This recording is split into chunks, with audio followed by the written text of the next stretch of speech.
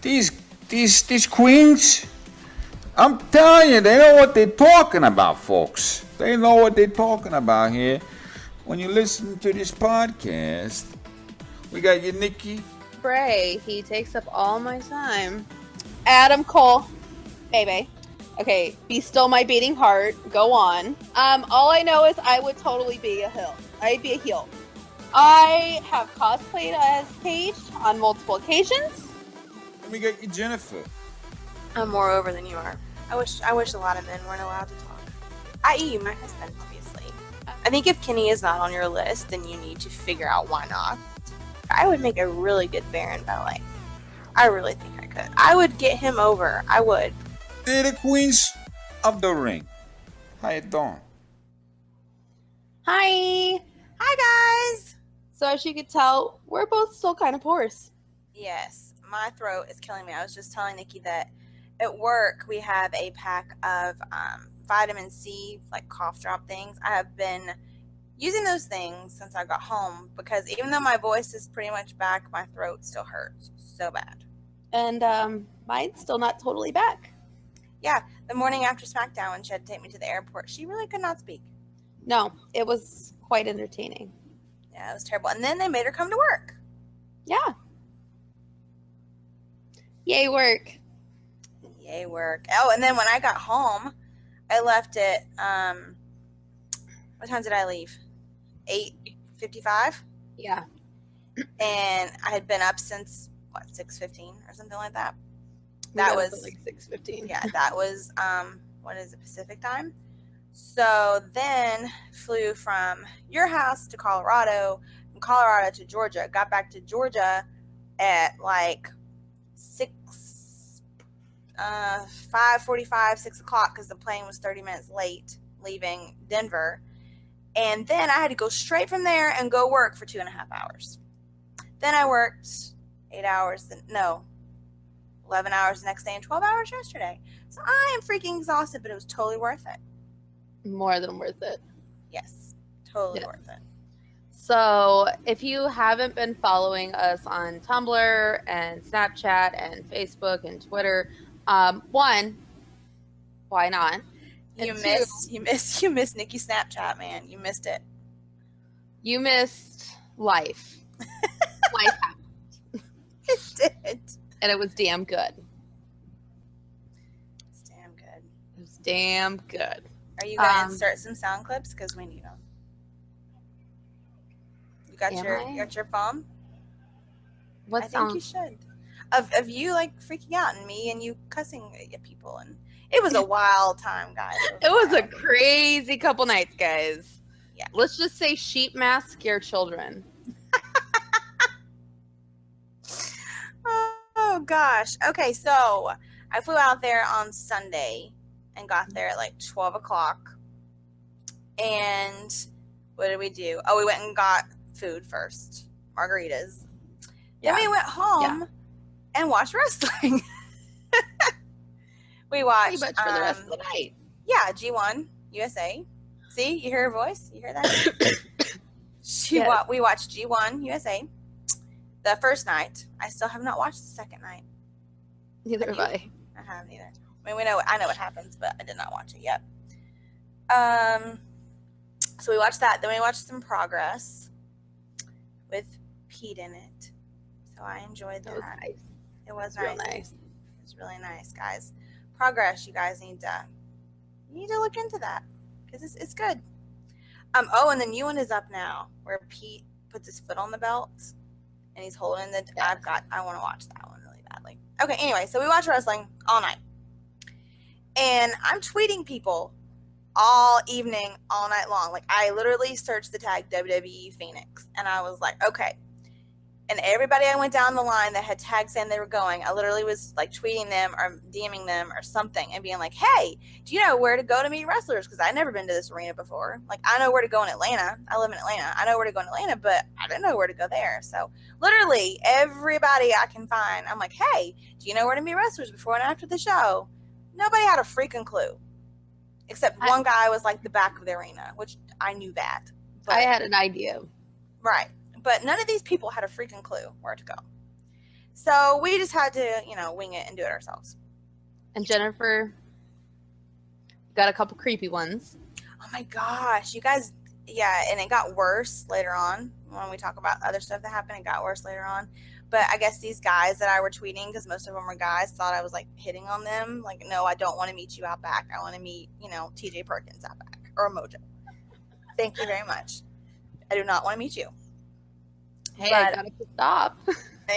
Yeah, she did. But I mean, I got some pervs. I still have pervs messaging me, by the way. Still have. Well, give me their screen names. I'm like, no, I'm done. I don't need you anymore. Okay, so I did that all evening, and then we went to bed late, and then we got up pretty early. Like 7:30. Yeah, because I'm gonna let Nikki give you the info on the call times and everything because she knows more about that than me. Yes. So I had figured the call times were going to be early. I assumed 11, which I think we were pretty good at 11. Which, if you obviously don't go to any of the shows on the West Coast, Raw, like you have to be there for Raw at 4:30. So basically I'm like, okay, well 11 sounds right, obviously. So that's like 6 hours before Start time. Yes. And the doors open an hour before start time, obviously. So, but yeah, we got there. We got up early. I had to look good, guys. I had to look real good. It was Bray Day. It was Bray Day. And Bray Day is the best day. So. It did turn out. Well, one of them, yeah. Yeah. Bits and pieces. Yeah. So Bray Day. So I had to look good. I looked pretty good. She did. She got styled up. She did not have swamp hair. For once. Yeah. Because guess what, guys? It's back. It is back. It was back on Tuesday, too. Like, she's like, I don't care. I'm going to put my hair up. I don't care. Who fucking cares? I don't. She didn't. I did, but she didn't. Like, Bray's home. Who cares?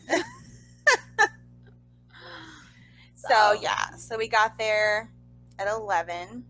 And we went around back to where the parking deck garage is at, what's the name of this arena? Talking Stick Arena. And there's apparently 2 ways to get in and out of that parking deck if you have, a clearance to go into that parking deck. And we got by the main one. I think it was the main one because it came out directly onto like a main road. And I think the other one went out more on a side road. So we got there and they, of course, had these barricades up because I guess they were expecting something. And but there was like hardly anybody there that morning. Like, how many people would you say? There was maybe 10 other than us.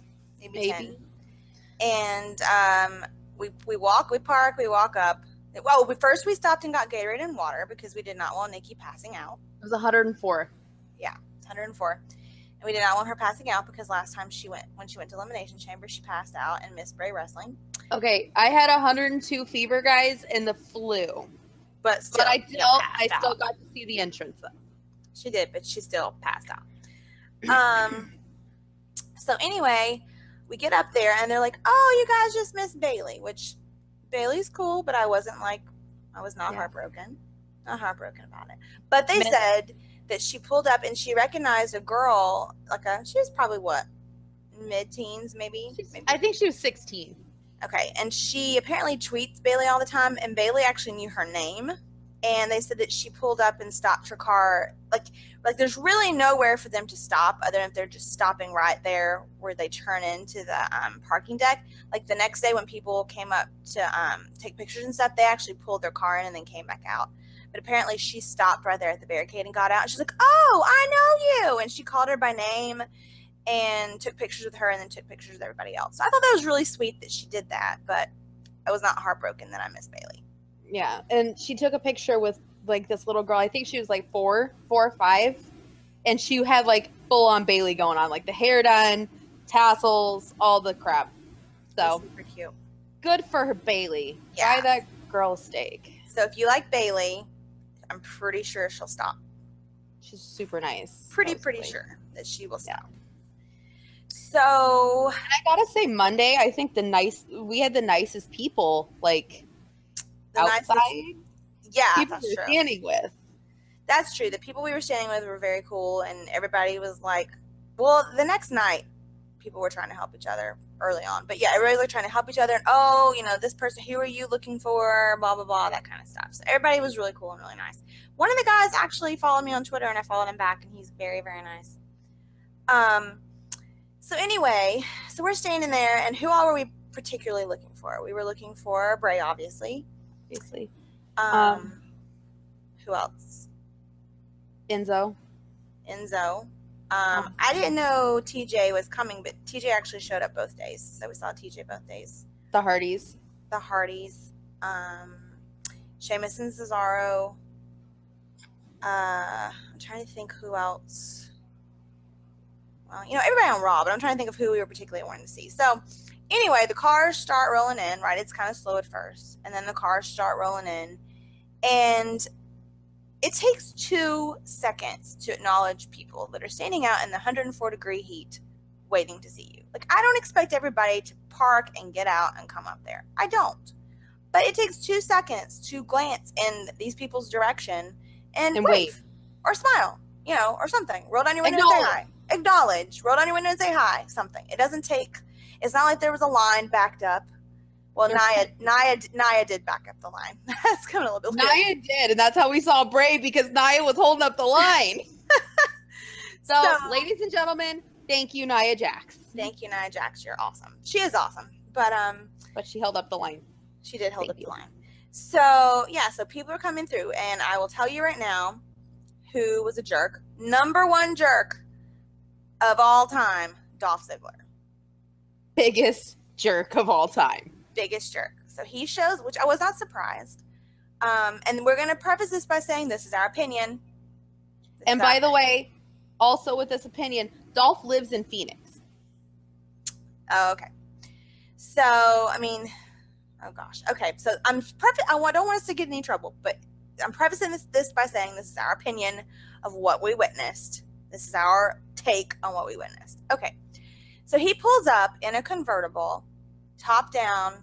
You know, he's clearly not trying to hide who he is. Looking every bit the dirty, dirty man he is, and Correct. not in a good way. Correct. So he pulls up. People, you know, not that many people there. Most of them are kids. Dolph does not even turn his head and look. I mean, he had no windows blocking him, nothing blocking him. You could hear us screaming. He could hear it. He was in a freaking convertible. Like, I probably could have reached out and touched his car and his arm or something. Like, it was ridiculous. Did not look, did not turn his head, did not wave, didn't even say something smart ass. Like, literally just went straight through. And I was like, okay, well, that totally confirms what I thought. I did see him in Atlanta once when we were standing outside, and he actually did stop and talk to people. That was several years ago, but he was still being a cocky little shit. He was still like, I'm the best, blah, blah, blah, you know? And he said the only reason he was standing there talking was he was waiting on Zack Ryder because they were riding together. That's what he said. But yeah, biggest jerk for sure. The Miz experience in Phoenix was different than the Miz experience I had in Atlanta. So again, guys, this depends on the day, I think, and the situation of what's going on. You know, everybody has bad days. I think Dolph is just an ass. But I think it depends on the day because Miz and Maurice pulled in. They were by themselves, I think. They probably drove from home. Yeah, it was them together. Yeah. And he did not acknowledge, did not look nothing. Now, when I saw him in Atlanta, he acknowledged. He didn't, like, come over, but he acknowledged and was, like, talking from when he was walking. Now, this was in a car, but he was talking while he was walking. So I think maybe Miz on a good day would at least interact with you, but he didn't even look. And I don't know what Maurice was doing. I couldn't see Maurice. But, yeah, they didn't even look. Tell him about Sammy and KO. Oh, God. This was great. This was, honestly, I can't even say that they're jerks because this is just hot mess Sammy happening. So Poor Sammy. We're sitting there, and I'm like, oh my God, because it's Sammy. He's got like red hair. You could spot him. So everybody's like, Sammy, he just blows past security.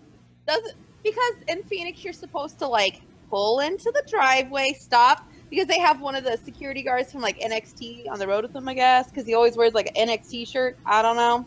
But he's standing there, you're supposed to check in. Not this guy. And mind you, he didn't have to blow past them because he went by us first and inside the deck, so it wasn't like he was trying to get away from us. No, because he came barreling around the corner. So, and everybody's just like, wow. Yeah. And of course, in the passenger seats, Kevin Owens Sammy's just blowing past security. I'm like, oh. Flying, guys. Flying. He barreled his ass around that corner real quick. There was no stop. There was none. So I hope that the security guard realized it was him, because it was like, yeah, you can't even be mad at him because it was just so funny. Sami Zayn was like flying his car so fast. Yeah, and then you have Kevin Owens who just looks unaffected by the entire thing. It's so funny. It was hilarious. So I would not call Sami a jerk. I just think that he just wanted to get his ass in there. Maybe he was late. I don't know. Well, he wasn't even working. Wait a minute, this is SmackDown, guys. Yeah. I don't know. I was like, Sami? Okay, we'll talk about Sami. I forgot about that. That was SmackDown. I'm sorry, it was just one of the highlights. Okay, that was SmackDown. Sorry. Yeah. Plus, I think it was towards the end of the call time, so he probably was running late. Probably. Okay, I totally went off. I get them confused, guys. Brand split, trade. I get them confused. Okay. Superstar shakeup. So, who else at Raw did not acknowledge? I'm trying to think of big names. Cesaro. Well, Cesaro was not nice. Seth. Seth. Seth, I did not expect to be nice. When we saw him in Atlanta when he was leaving, it was back when he had the briefcase. He stopped and signed a few autographs. He wasn't super friendly, but he stopped and signed a few autographs. But yeah, I didn't expect Seth to go out of his way for anything. Cesaro, I was surprised he didn't wave. He didn't even look up. He didn't. Sheamus looked up. Sheamus did acknowledge. Sheamus acknowledged. Cesaro did not. Yes. Who else? Well, John Cena. We saw John Cena, guys. He was not in a limousine the first time. He was not in some kind of bus. Like some of them come in a bus, the big names. He was not in anything. He was in the back of a car with semi-tinted windows, but you could see it was John Cena. And there's these little kids there. John Cena. Yep. No. The whole time we're just like unaffected. Yeah, he came both nights. I'm pretty sure. Yeah. I'm pretty sure he was there both nights. But I just thought it was, Yeah. No. Austin Aries came both nights. And, we know about Austin. We'll talk about Austin in a second. But he came both nights, which I thought was odd in the first place. And then we didn't stay for 205 on Tuesday, but I'm pretty sure he wasn't on 205 on Tuesday. So I thought that was incredibly odd. And he parked the first day and got out and didn't acknowledge anybody at all. The second night, the night of SmackDown, he came out and people were like yelling, and he looked up and waved. But he really did look very somber and very like, I don't want to be here. Like, can I just say the first night I thought it was totally rude? Yeah. Because he literally, people were like yelling, like Austin, and he didn't even look. He had his head in his phone, just like whatever. Which kind of put me off. Yeah, it was. But now we know. We'll talk about that in the second part of this podcast. We're going to do two parts. We'll talk all about Austin because I am heated about Austin. I'm happy for him. I'm happy for him too, but I'm heated about how he got treated. So anyways, I'm trying to think of other big time jerks on Monday night. When Braun came in, Braun did not acknowledge, but when Braun left, he really acknowledged. Braun gave us the roar and held up his arm and made a bicep, flexing his bicep on his arm. Easy. And he wasn't driving, and when he came in, he was driving. So maybe that was why. But he was so cute. He was cute. Okay, so back to Nia. So there was this really cool guy with us. I don't know what his name is, but if you go on Natty's Instagram, there's a picture of her and him with his sign that says Natalia, and he's this cute little guy, and his mom was with him. His mom. The cutest thing in the world. And his mom was like, "Is she pretty?" His mom was sitting across the street. I feel like his mom and my mom would get along. I know. Yeah. His mom was sitting in a camping chair across the street with an umbrella. Dummy us did not bring an umbrella the first day or a hat or anything. We put on some sunscreen and I still got burned. So, but she was sitting across the street and like she would yell, "Who was that? Who was that?" It was really funny. Really funny. When Mickey James came in, she was like, "Is she pretty?" Yeah. Mickey was nice, by the way. Rolled down the window, waved. Very nice. Yeah, Mickey was incredibly nice, guys. Yeah, she said something. I don't remember what she said, but she was very nice. I remember. She said, "You guys are crazy." Oh, is that what she said? Yeah. She was like, "You guys are crazy." Because we're out in the heat, I guess. Yeah. So anyway, the nice guy, the natty guy, he sees Naya pull up, and on the other end, his sign for that day was all about Naya. Yeah. So I don't remember if Naya already had the window down, or if he was just like he was a diehard fan, guys. He was not taking no for an answer. And he was like, "I'm going around this barricade now. Here's my sign." He did. He was holding up his Naya sign, and she rolled down the window at some point. Alexa was in the back seat. I can't remember who was in the passengers. Can I just say I was not watching Naya and the guy, but Alexa's in the back seat, just like, "Hi guys." Hi. With the window up though. With the window up though, and she's like, "Hey," the entire time. So Alexa, you are adorable. Right. And so he runs out, and Naya rolls down the window. He's like, "Naya, you take a picture with me." So she's sitting in her car, not causes like a 4-car backup. Right, not pulling into the parking lot, in the parking deck. She's sitting in her car. I think they took like 2 or 3 pictures because he kept messing up the selfies. And so I can't remember who was directly behind her. There was a wrestler directly behind her that blew their horn at her, and I can't remember who it was. It wasn't Bray. Bray was pretty patient. He was like the 3rd or 4th car in, and he was very patient. He was. I can't remember who blew their horn. Was it Heath Slater? Whoever it was, when they went by, they were laughing. So I feel like they could obviously see it was her, hanging out of the car. So I don't think they were being like hateful, but they're like, "Hey, I'm hanging out on the road, Naya, hurry up." Yeah. Not only that, but there's like 3 or 4 other cars behind me hanging out the road. Right. So in this time period, we were able to look past, and we see this black car. And I'm gonna let Nikki take over. What happened? Oh gosh. And we're the only ones who notice who's in or said cared. black car. Or cared. Yeah. Until I was like, "Oh my God." So Naya's doing her thing. Alexa's being all cute in the back seat. Was it Seamus? Now that I think about it, Possibly. Behind Naya, possibly. Seamus and Zara were together when they came in and separate when they went out. Yeah. Zara was with Seth when they went out. It could have been Seamus. Could have. No, Bray was the 4th back. So then there was one more, and then Bray. So we're sitting there, and I look, and I'm like, his window's down, guys. Mm-hmm. Which I'm like, You are insane. You realize it's 104 out. And I just see dreads.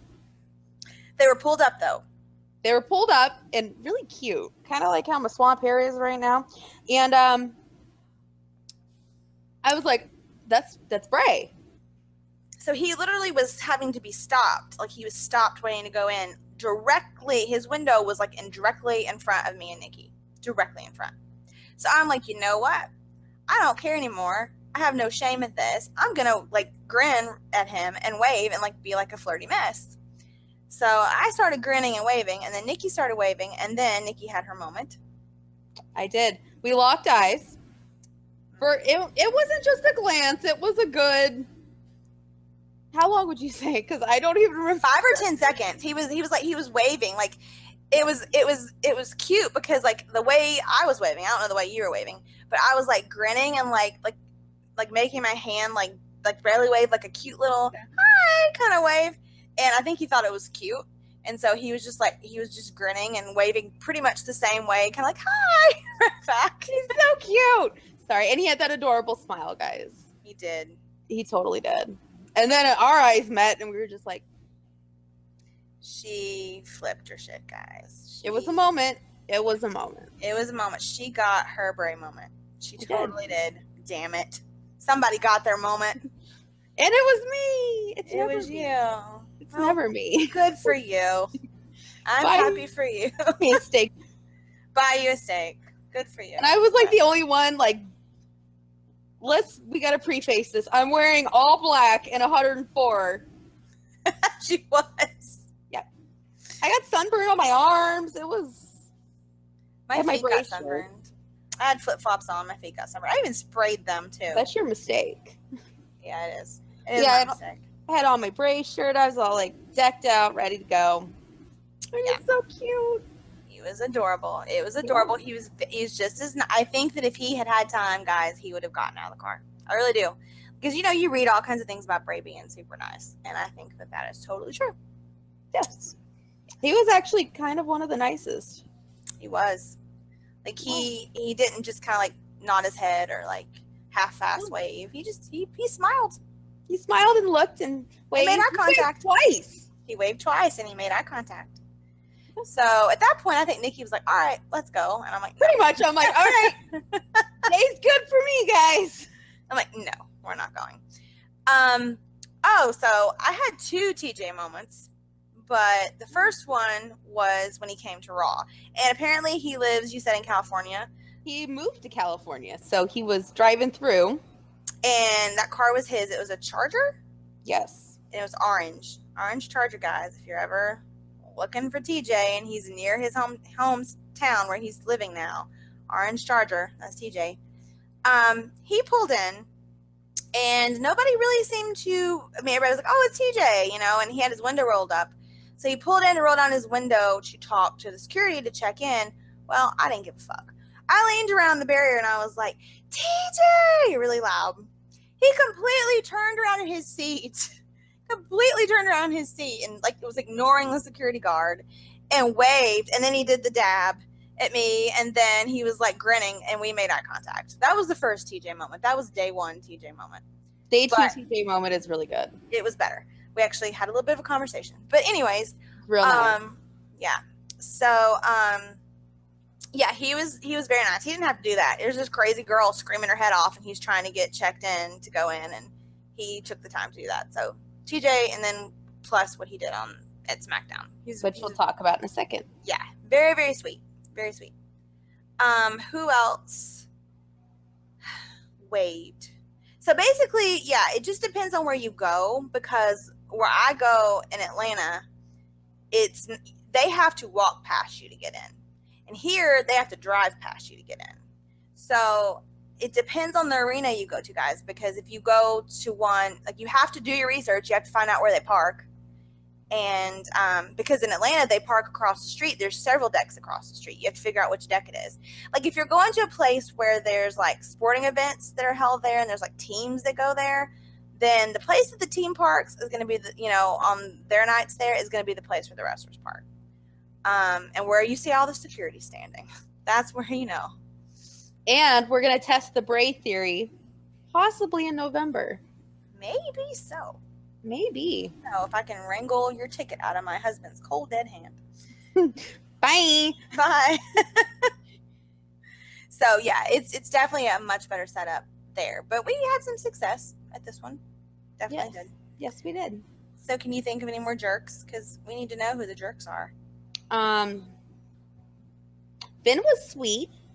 Finn was sweet on the way out. Yes. Gallows and Anderson were good both. Yes. Anderson was driving, right?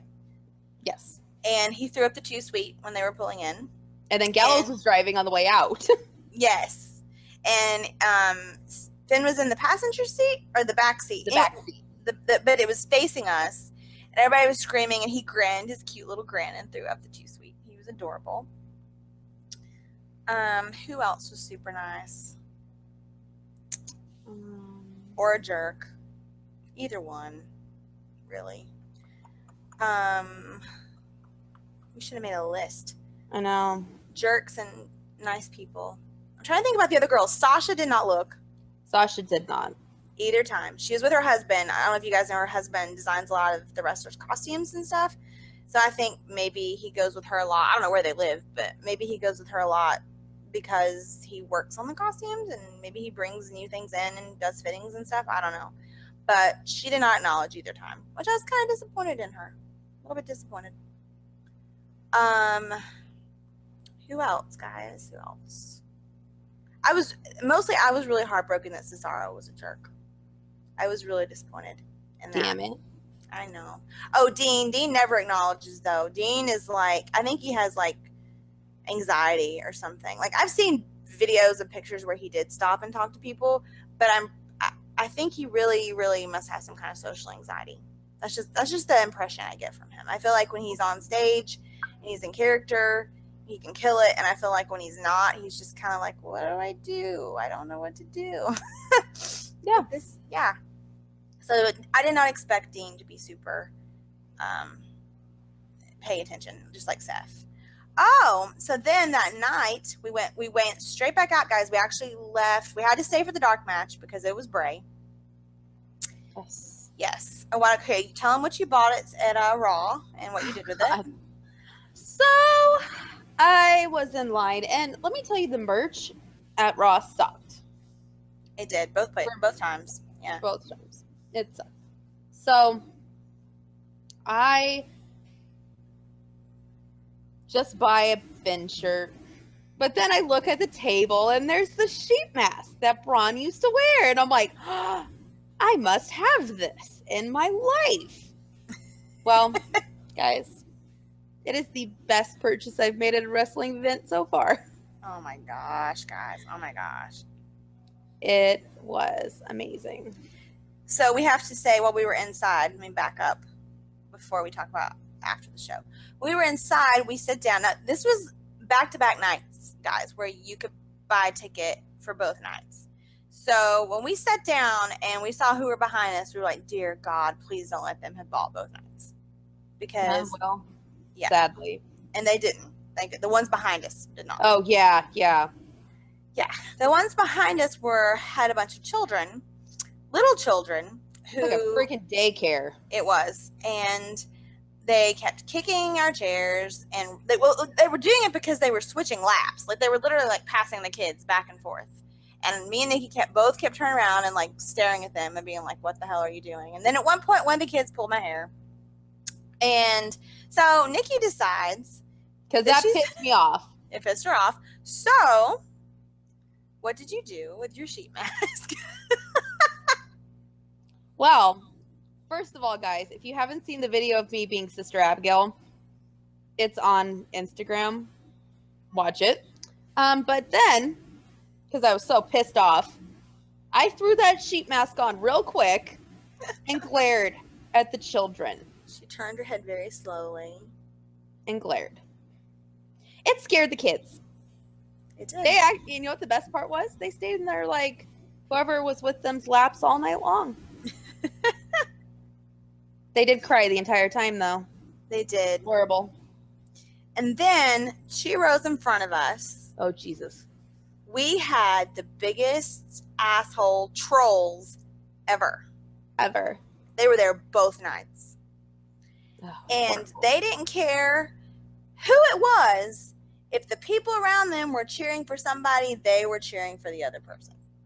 Just to be assholes. You can't tell me, on the second night they're huge Jinder Mahal fans. You can't tell me, I can't remember who all they cheered for. People that you know damn well they're not fans of. You know it. You know they're not.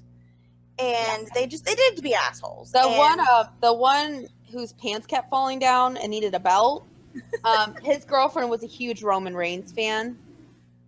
She was. But I don't think he cheered for Roman. I think he was just silent. I think he was. I don't think he got into it. But at one point, one of them, the other one, not the one with his pants falling down, he was like a little skinny, scrawny thing. The other guy, they kept standing up, standing down, standing up, standing down. He blocked Bray's entrance, and that's when I freaking flipped. Yeah, we were screaming at them the whole time, and they heard us because sometimes they would look at each other, and I think that's why they kept doing what they were doing, because we kept yelling. But they would look at each other and then kind of glance back at us, and then I think they're like, oh yeah, we're pissing these girls off. One of them said "fuck you" after I went off on him during the Bray entrance. Yeah, fuck him. I think we said "fuck you" back. Something about whose balls was he talking about? He said something about somebody not having any balls or something. I don't remember. Nikki screamed that he didn't have it, that the guy in front of us didn't have any balls. Maybe I don't remember, but something about the guy being ballless. That's all I think remember. it was Bray or Seth, and I flipped. Okay, maybe it was about Bray. Maybe it was. I think it was, and I flipped my shit. Oh, it was because it was during that video thing. Oh yeah. And I flipped my shit, guys. She was so mad. Oh, it was bad. It was bad. And I was like, "You want to go? Let's go." It's terrible. It was terrible. Oh, you got to talk about Roman. After the show. After the show or during the show? At the end. During the show. Yes. Okay, so Roman comes out. You know how the crowd is always split with Roman, just like Cena. Half of them hate him, half of them love him. Although I think there might have been more that liked him than hated him. Are you honestly. sure? I couldn't hear. I don't know. I kind of think there might have been. Oh gosh, the fangirls after the show, you guys. I can't wait to tell about that. But wait till you guys hear this shit. But anyway, during the show, Roman comes out. Me and Nikki. Well, Nikki is not a Roman fan at all. I'm not a Roman fan. I'm not this kind of Roman fan. What they have turned Roman into. Plus, it was against Braun, and I love me some Braun. Right, we love Braun. So he comes out. You know, people are doing "Let's go Roman, Roman sucks." People are booing him. The whole time, guys, we're screaming like super loud. Either we're booing or we're screaming for someone, or we're screaming at those two assholes in front of us. Or I'm trying to take somebody out back. There's like yelling the whole time. And so we're just trying to be as loud as possible because, you know, we're having a really good time. So, yes. So, the Roman thing was I really think was kind of split down the middle. I really do. But when he came out for his, where he came out of the ambulance and attacked Braun, a lot of people had already kind of started to get up. Like the man that was sitting beside me had gotten up, but his son was still there. His son was probably early 20s or whatever. So Nikki goes off, and this is going to be. Wait, before we do this, his son reminded me of James Ellsworth. He did. But go on. So really nice though. Really nice. He was very nice. And I'm pretty sure he's a Roman fan, and he just lets you go on about your business. So anyway, she starts screaming, "Roman, you're a bitch! Roman, you're a pussy! Fuck you, Roman!" Just like over and over, "You're a pussy ass bitch!" Like just non-stop at the top of her lungs screaming. With the sheet mask on. I got so embarrassed, you guys. Like you know, we did a lot of screaming and not derogatory, but not nice things. We said not nice things about a lot of people, but when she started screaming, "Roman, you're a pussy ass bitch," I was just like totally embarrassed. And the guy next to us finally leans around and he goes, "Why don't you just tell us how you really feel?" So she starts on again. "Roman, you bitch." I don't even remember what all you said. It was great. I don't even remember. I feel like you said something worse, but I just can't remember what you No, said. I don't think so. There were children around. Yeah, there were children, so she kept it rated R like Xavier would. She just said pussy ass bitch. But anyways. And you know what? I think Braun would be proud. I think Braun would be too. Braun would be proud because Braun got speared off the whatever into the. Yeah, that's what I really went off. Yeah, it was bad. It was bad, guys. I was even embarrassed. It was really bad. I let her do it, but I'm not that I could have stopped her, but I was embarrassed. And mind you, when she wasn't wearing the sheep mask as a mask, she was wearing it on her head like a hat. So I kept calling it her sheep hat. I had it tilted to the side at one point, like one of those British fascinators. Yeah. It was something. It was. I think I had it on as a hat when I was going off. I think you did. I made a ton of video, especially at Raw. I made a lot of video. Guys, the zoom on my camera is great. We have good seats anyway. The zoom on my camera is great. And especially Finn, you guys are gonna be like, I really enjoy this video because let me tell you. My Snapchat, we were doing play-by-play of what Finn was doing. Right, because, you know, I went to commercial break and Finn's just hanging out in the ring. Stretching. He was stretching, guys. stretching, and so she's making snaps like he's bending over. He's stretching this way. Finn is doing this. It's like Finn play-by-play commentary. And I told you guys, if you guys are from Tumblr, I told you guys, follow her Snapchat. So Nobody did. So it's not my like five or six. Yeah, but didn't watch. Oh, they didn't? No, I don't think so. Oh, well, they missed it. They missed You it, guys guys. missed out. You did miss out. I really want to queue up some sound clips from your Snapchat though and play them one day. You totally can. Okay, because I think it would be awesome. So I'm trying to remember if anything. Well, I can remember like the big match. Oh, I was really pissed because Samoa Joe did not actually come out. Samoa Joe came in, he waved, which we were reading beforehand the night before who's supposed to be really nice and who's not. And Samoa Joe was on the nice list, and he was nice. He smiled and waved a little bit.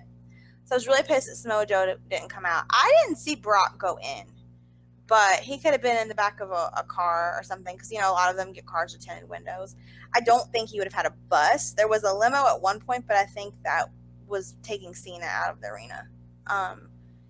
Didn't see Brock, but I'm sure he would not have. Well, and watched. the security guard said that Brock had a different call time, though. Oh, Remember how that one kid asked, he's like, where's Brock? And they're like, oh, you're going to have to wait a while if you're trying to see Brock. That's true. So they said the same thing for Roman, too.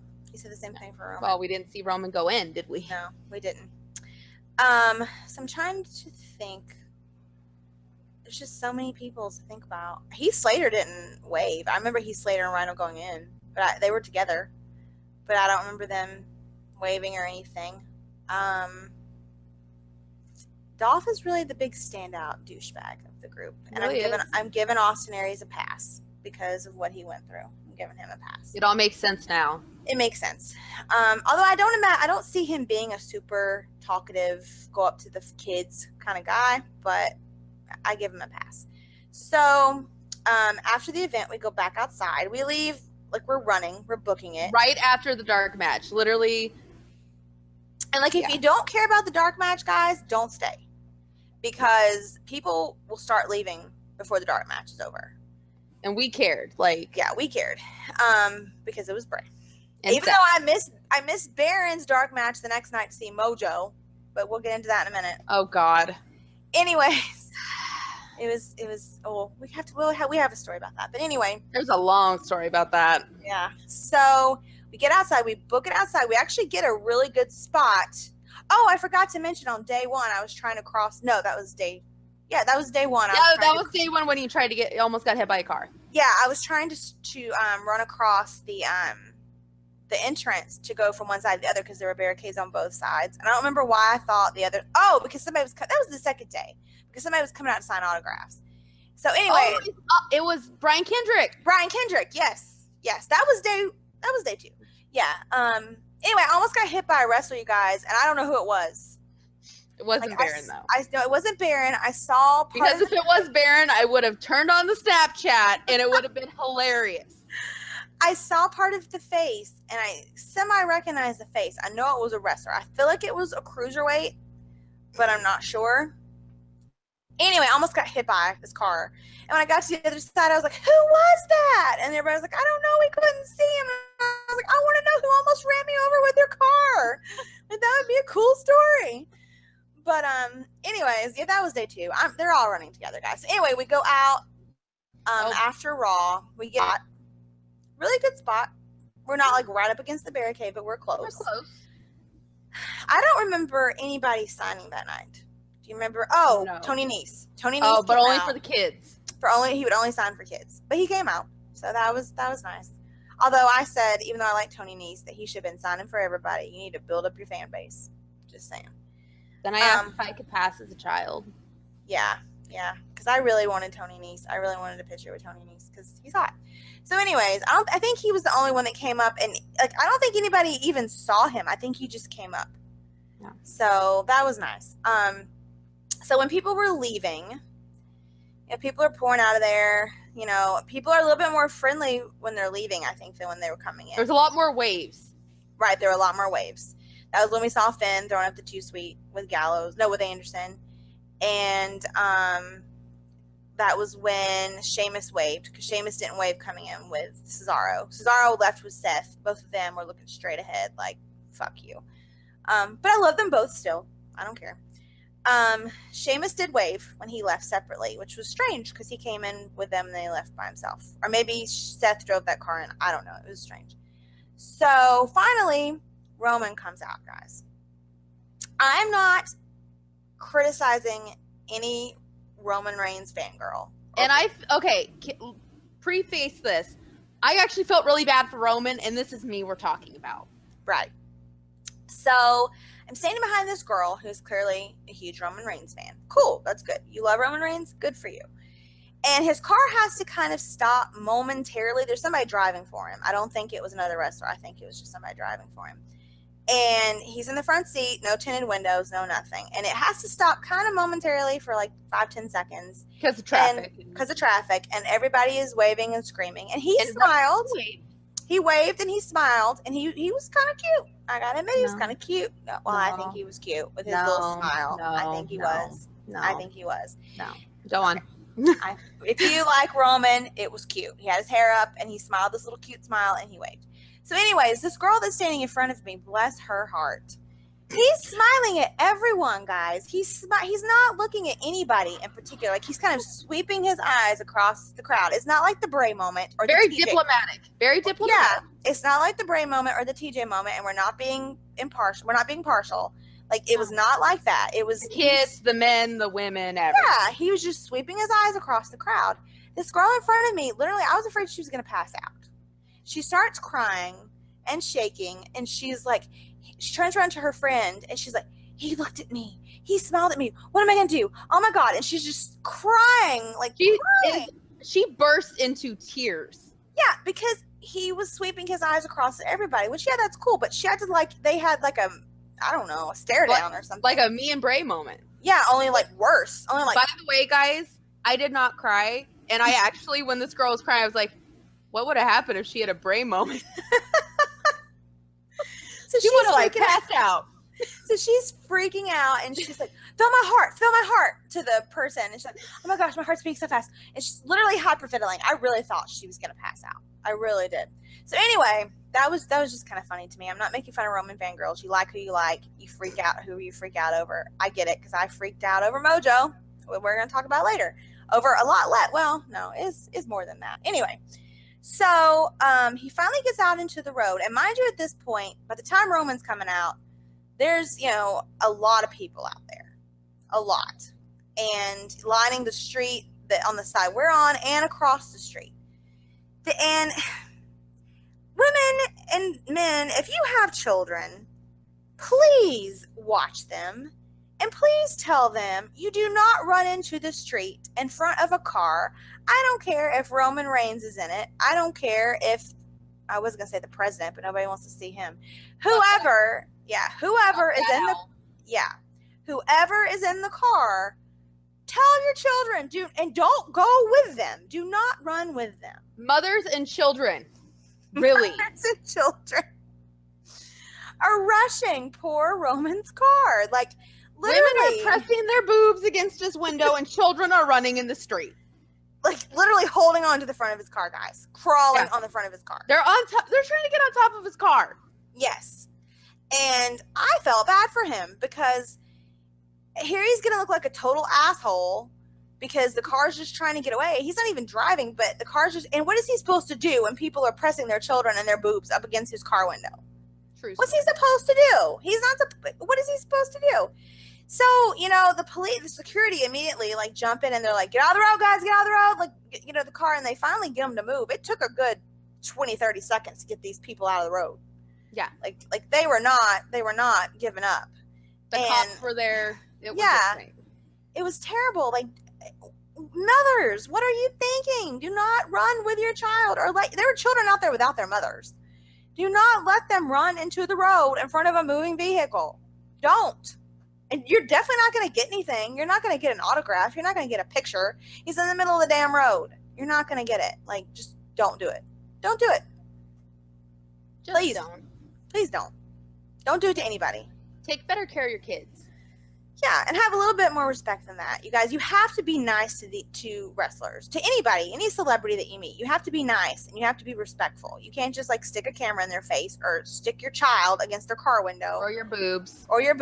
and expect them to be like, okay, cool, I'll take a picture with you. No, it doesn't work like that. You have to be nice and respectful. So, we didn't mention in between the call times and the actually going into the event, we left and came back because we had parking. So I had my first ever In-N-Out burger, and I was super excited.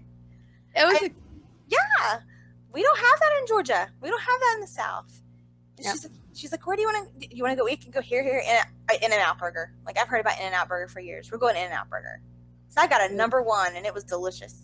It was delicious, guys. It was delicious. It was, and then we had to like redo our makeup and hair, guys. Yeah, because I had sprayed sunscreen on my face.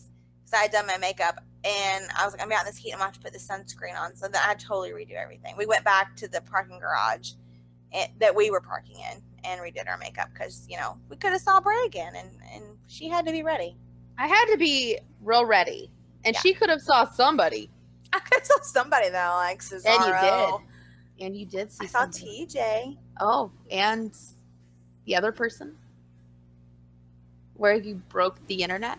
Oh, yes, I did. Oh, yes, that was Monday night, wasn't it? Yes, it was. I did see. Okay, so. Jennifer broke the internet. I did break the internet. The wrestling internet, anyway. Is there any other? No, not really.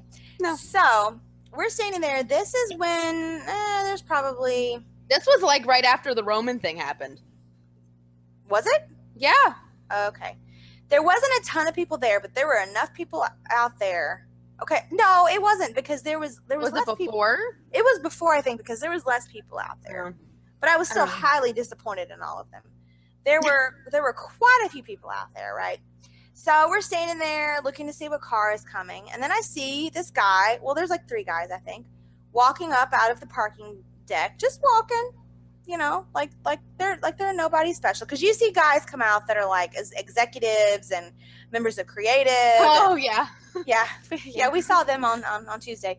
Like you see all kinds of people come out that you're not going to recognize. You're not going to know who they are. So I'm like, oh, okay, who's this? I don't know if you watch New Japan, guys. I hope that you do. I hope you watch New Japan. I hope that you have some idea. If you watch Being the Elite, Kenny and the Bucks and all that. Hopefully, you know who this guy is. Okada, who is the IWGP? Is that what belt he has, or is it just IWGP heavyweight champion, like the highest belt you can get? Which basically, even though you can argue Kenny is the best wrestler in the world, basically makes him the best wrestler in the whole world. It does. He's called Okada. His nickname is the Rainmaker, because he makes it rain with the money, because he's like rolling in money in Japan, guys. Like totally. He does not need to go to the WWE because he makes like $2 to $3 million a year. Yeah, like what kind of car does he have? They always talk about his car. It's like, I don't know, some kind of real like $300,000, $400,000 car. Yeah. So anyway, and he was there. The reason he was in the United States is they had done G1 USA in California the night before, or a couple nights before. Whatever. Anyway, it was a 2-day thing. Anyway, he's there. So, not expecting him to be WWE at all. So here he comes walking up, and he gets about halfway up, and I have my phone out anyway, and I'm like, that's Okada. That is freaking Okada. And so I get my phone up, I got my Snapchat up, and he's starting to walk by. Did I say Okada? Like at the point that he walked by, you saw him, right? Yes. And I at first was like, is that Okada? Like, I was like, do I say something? Like, what do I do? Because I didn't want to be wrong and look like a total fucking idiot. Well, Jennifer took the risk. Yes, she did. And so big reward, though. I did. I didn't get the hi. It just sounds like I screamed his name. I didn't. I said hi, Okada. I didn't just say Okada, but all this on the snap is the Okada part. So he gets like even with me, and I'm like, hi, Okada. And he looks over and he's like, hi, how are you? And, he keeps walking. I'm like, I'm fine. How are you? And, you know, he totally dissed me, but he didn't hear me. He didn't know I was saying anything else. He was just booking it because at that point I had said, "Hi, Okada," you know. So anybody who knew who Okada was, which was like 3 people, 2 of which us, is like, yeah, us and one other person, us and one other guy. You know, I think at that point he's like, "Oh shit, she said my name. I need to get out of here." even though nobody was doing anything. Even though nobody was doing anything. So, you know, he keeps walking and walks on by, and at that point, this guy runs up, and a minute later, you know, after he got out of my field of vision, I didn't look anymore. But this guy runs up, he's like, "Was that Okada? That was Okada, right?" And I was like, "Yeah." And he's like, "Oh, I got a picture with him." It was a fucking blur, dude. Like, we talked to him the next day. He was a very nice guy, but it was a blur. Like, you did not get a picture with Okada. You got a blur as he was walking by. But anyways. Like, I got a better picture, and he was walking by. Right. So, anyway, he was the other guy that noticed. And then a little while later, somebody else came out and we were talking about who. He was like, "Oh, who all have you seen?" And we're like, "Okada." He's like, "Freaking Okada was here." So, like, 4 people knew who he was. So, anyways, what is that noise? Snapchat. Oh. Snapchat. No snapping. I put my phone on vibrate when we do this. So anyways, so I post it on Twitter, right? You know, saw Okada at Raw, blah, blah, blah.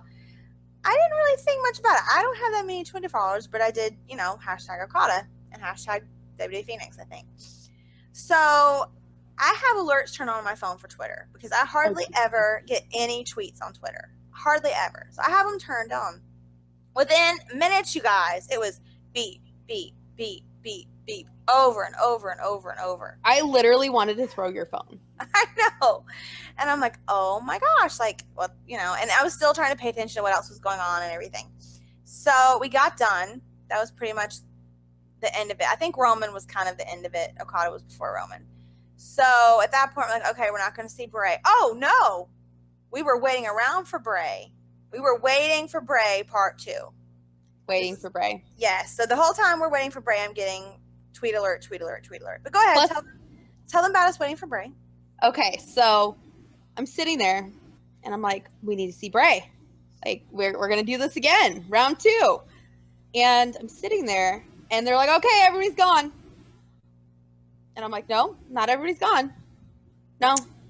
Oh, you need to preface it with, we made friends with the security guards. That's where I'm going. Oh, okay. Because that was before that. But at that point, Seth wasn't even out yet. Right. And when they said when they were like, oh, everybody's gone. Yeah, no. So I'm like, no, I was like, oh no, Seth Rollins, Bray Wyatt. And who else? And Cesaro, because Cesaro, obviously. And Braun had left by then. There were quite a few that we knew they were still in there. There was probably 10 or 12 still in there. So before this, I had started flirting with a security guard. Because sometimes you got to do what you got to do, guys. You got to do what you got to do. And I'm like, oh, I wish I could. I don't remember what I said. That one wasn't the one you were flirting with. That one was the one who's like, you were like, I wish I had your job. And he's like, well, I retire next month. And you're like, really? That was the older guy. These were, I did flirt with him too. But there are these younger guys. I can't remember what I said to them. I think I was just like, oh, you know, blah, blah, blah, please, could you tell us this? Like, I'm a pretty good flirt, and I was trying. It was working. So by the time that they're like, everybody's gone, and me and Nikki are like, no, everybody's not gone, Nikki was like, okay, we got to find out where Bray is. So I'm sitting there, and I'm like, so Bray Wyatt, he's not gone. And he's like, they're all gone. I'm like, no, they're not. And mind you, he has a headset on where they're telling him who's left. Yeah. And I'm like, no. And he comes over and he goes, literally whispers in my ear. He's like, between us, Bray is still in there. Mm-hmm. He's like, but you got to keep it on the down low. I'm like, all right. So I only tell one other person, and I heard him. He was looking at me part of the time, so I heard him too. Yeah. But we had already asked him, like, how many people can you tell us? And like he was like putting the thing up to his ear, and he was like, well, they say there's 10, or like he was telling it just to us though. He wasn't telling it to anybody else. So he was still in there We knew he was still in there. We could see the car that he drove in still in but there. they were like, oh, everybody's gone. And we're like, no. Not everybody's gone. No. So finally people start to believe that everybody's gone. And we're like, no, not everybody's gone. There's no way everybody's gone. No, that was the second night. Sorry. I was like, didn't we see Devon? Yeah, that was Anyway, yeah, that was second night. Okay. So I'm like, okay. So we wait and wait. And the crowd thins out and thins out. And the guy who gives us all of our tips they're like, okay, you're off. And we're like, no. So we're stuck with this total overnight asshole. The guy that was going to watch the parking lot at night. Asshole. Total dick. And Bray's car is the only one in that fucking parking garage. Mm-hmm. So we're like, what do we do? And there was like a woman and her two kids, her two daughters, standing there. They were kind of looking for wrestlers. They were kind of waiting on their ride, but they were standing there with us. Yeah, and they were like, so who are you looking for? And I'm like, Bray Wyatt. Hey, they were on our side on that, though. They're like, this needs to happen. Yeah, they were very nice. Yeah, they were super nice. So then Nikki pulls out her phone to make a Snapchat. Yes. Because I'm just snapping that we're about to give up, literally. Right. Like, oh, well, guess we're going to call it a night. The guy's like, hey, no taking videos or I'm calling the cops. She was snapping herself, you guys. But it's like she was standing where his little booth was kind of in the background. Little shit man booth. Yeah. And the other lady was on her phone, and he said it to her too. Yeah. Yeah. And that other lady wasn't even taking videos. She was just like literally texting. Yeah. Yeah. Total So asshole. then at that point we gave up because I'm like, I'm about to throw down. Mm-hmm. So we gave up. We did give up. And it was a somber walk to the car. I was really pitiful, guys. She was, but then I finally was like, you know what? You were the only one that whole day that got anything from Bray Wyatt. And then it was all better. Yeah, you're the only one. Because there was nobody left to see him whenever he finally decided to drag his swamp ass out of there. Hey! At that point, we had swamp ass too, so don't even. We did. We did. It was like 102 out, guys. It was horrible. bad. It was horrible. Like, I had sunscreen all over me, and I had sweated through the sunscreen. It was horrible. We were sweating through our clothes. It was bad. Oh, her seat was wet where I sat down. Where I was sitting in the car. Yeah. Yeah, it was bad. It was So, really bad. I made her feel better, because I was like, you're the only one. You're the only one that got anything from Bray. Yep. So, you should be happy that... I think I thought of that the next morning. But anyway, I made her feel better. No, I think it was that night on the way home, but we turned on like fan fiction playlists and started singing. In the car. Yeah, we turned on your Bray fanfiction playlist. And if everything felt right. It did. It did. She had her sheet mask and I couldn't wear it while I was driving, obviously.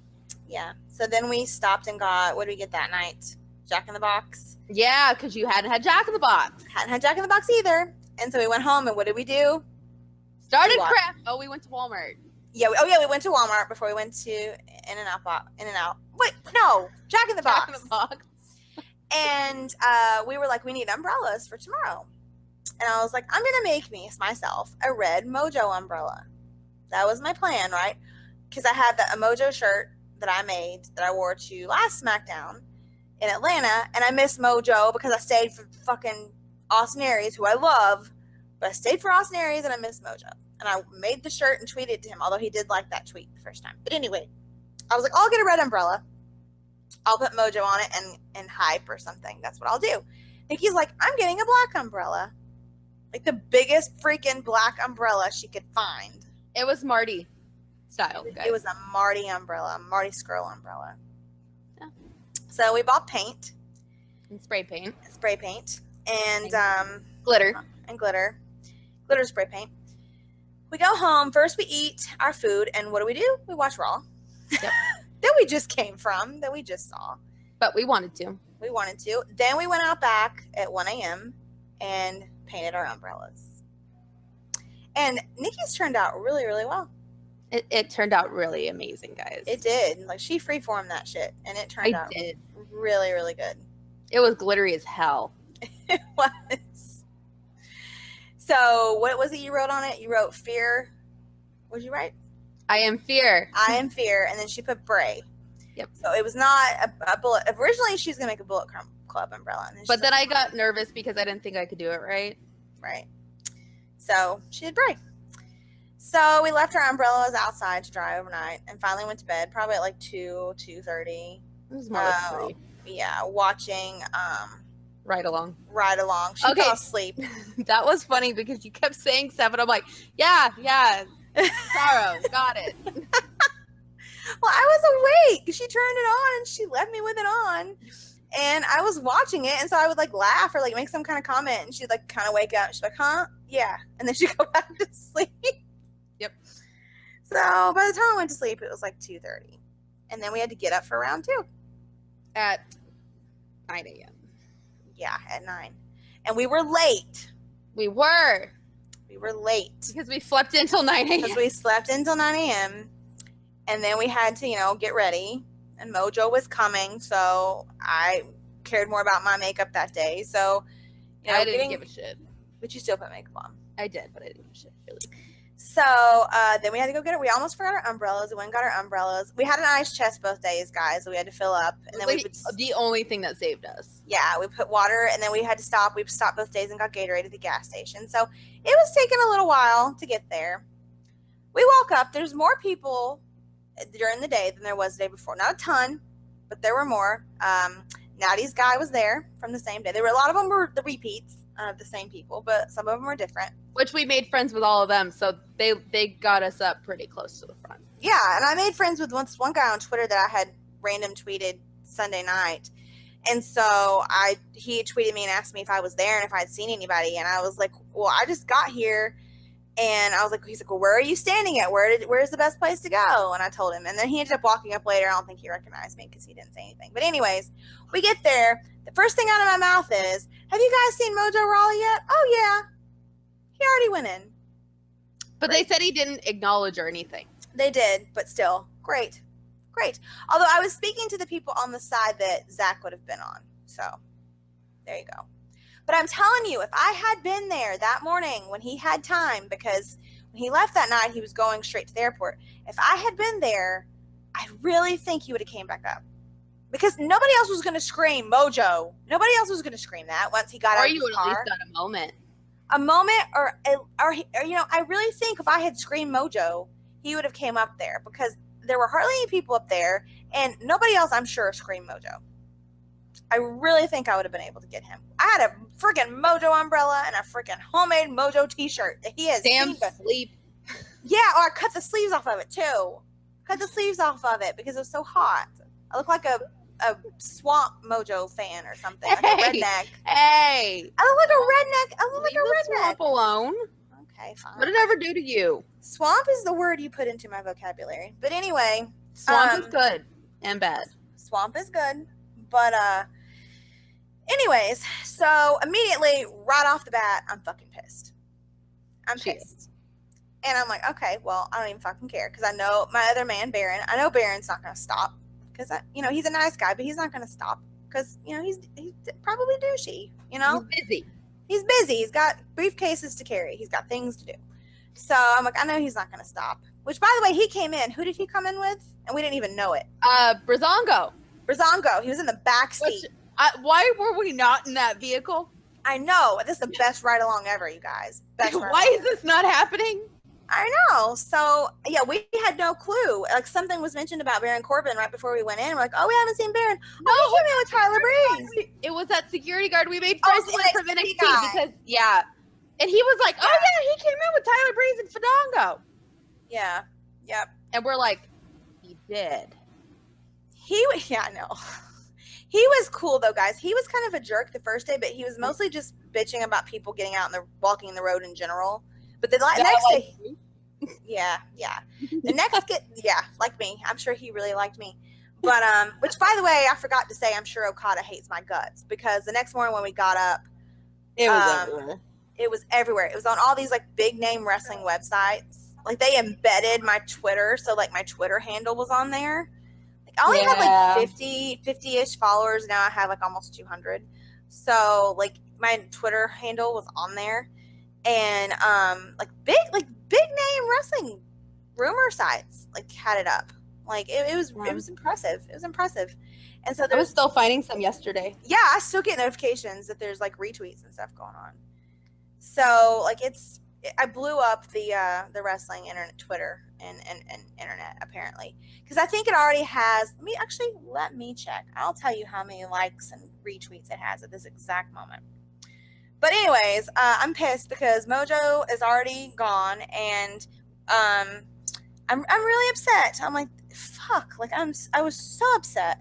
So the first car of the day to pull through is TJ Perkins.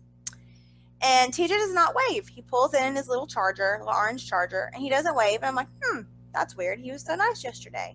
Because I'd had a bad TJ experience in Atlanta where he walked by everybody in the night at the end of the show and didn't acknowledge anybody. And I had a bad TJ experience. And so he had restored my faith when he turned around and like smiled at me. So TJ pulls in. I'm like, oh no, he's being a jerk again. You know, people are screaming. He comes down. He parks like on the second level, I guess. He comes down with all of his stuff, and people are screaming at him. There's a good bit of people there. I'd say 30 maybe. Probably, yeah, twice as many as Raw. Yeah, and he kind of stops there where he can kind of see how everybody is. And he's like, guys, I'll be back. I'm like, yeah, all right, because he had to walk all the way down, go inside the building, find where he's supposed to put up his stuff, and then walk all the way back out. And it was like 108 or 104 or something outside. So I'm like, yeah, he's not coming back. And we're like, yeah, no, he's not coming back. In the meantime, Brian Kendrick pulls in, and nobody even had to say, hey, Brian. I think he left his stuff in the car. And Brian Kendrick just comes walking out, and he's like, I'll take one with everybody. And so he just starts going down the line. And he was so nice, you guys. Like, I didn't really have a conversation with him, but he was super nice. And if I had time to think, I would have said, I am so proud of you for how you came back. Like, Brian Kendrick has been like rock bottom, you guys, like rock bottom. And if I'd had time, I would have said something to him, because in my mind, I didn't have time. I couldn't think. But he was super cool. Like, he made like this like little like pouty grumpy face in everybody's pictures, and he was just so nice. He was so nice. And like, if your picture got screwed up, he let you take it again. And he was just super duper nice. Like, he was the first one that came out. Like, I really think he left his stuff in his car and then went back to his car after it was over. He was super nice. We're like, okay, we got one. We may not get anybody else, but we got Brian Kendrick. Kendrick. And TJ says he's coming back. I didn't really believe him. And if you actually did look at my Snapchat, you could obviously see me going, he ain't coming back. He's not coming back. No way. No. So, anyways, so probably, I don't know, it was a while, maybe 15 minutes. Yeah. Maybe. Here comes TJ walking up. And I'm like, are you freaking kidding me? He came back. That is insane. That is absolutely insane. So he comes up to the other side, not the side. Okay, I pulled up my Okada. It has 601 retweets and 1,503 likes so far on Twitter. Okay. Broke the internet. So anyway, so he comes up to the other side first, and people on our side are like, oh, TJ, you gonna come over here? He's like, yeah, I'll get everybody. I promise. I'll get everybody. He's in his cute little sunglasses that look like they're made out of Legos. I don't know what they're called, but they're so cute. And he's looking real nice. Looking very nice. He's dressed up nice, and he's out in that 104 degrees. It was hotter. It was probably 104, 106. Plus humidity, probably.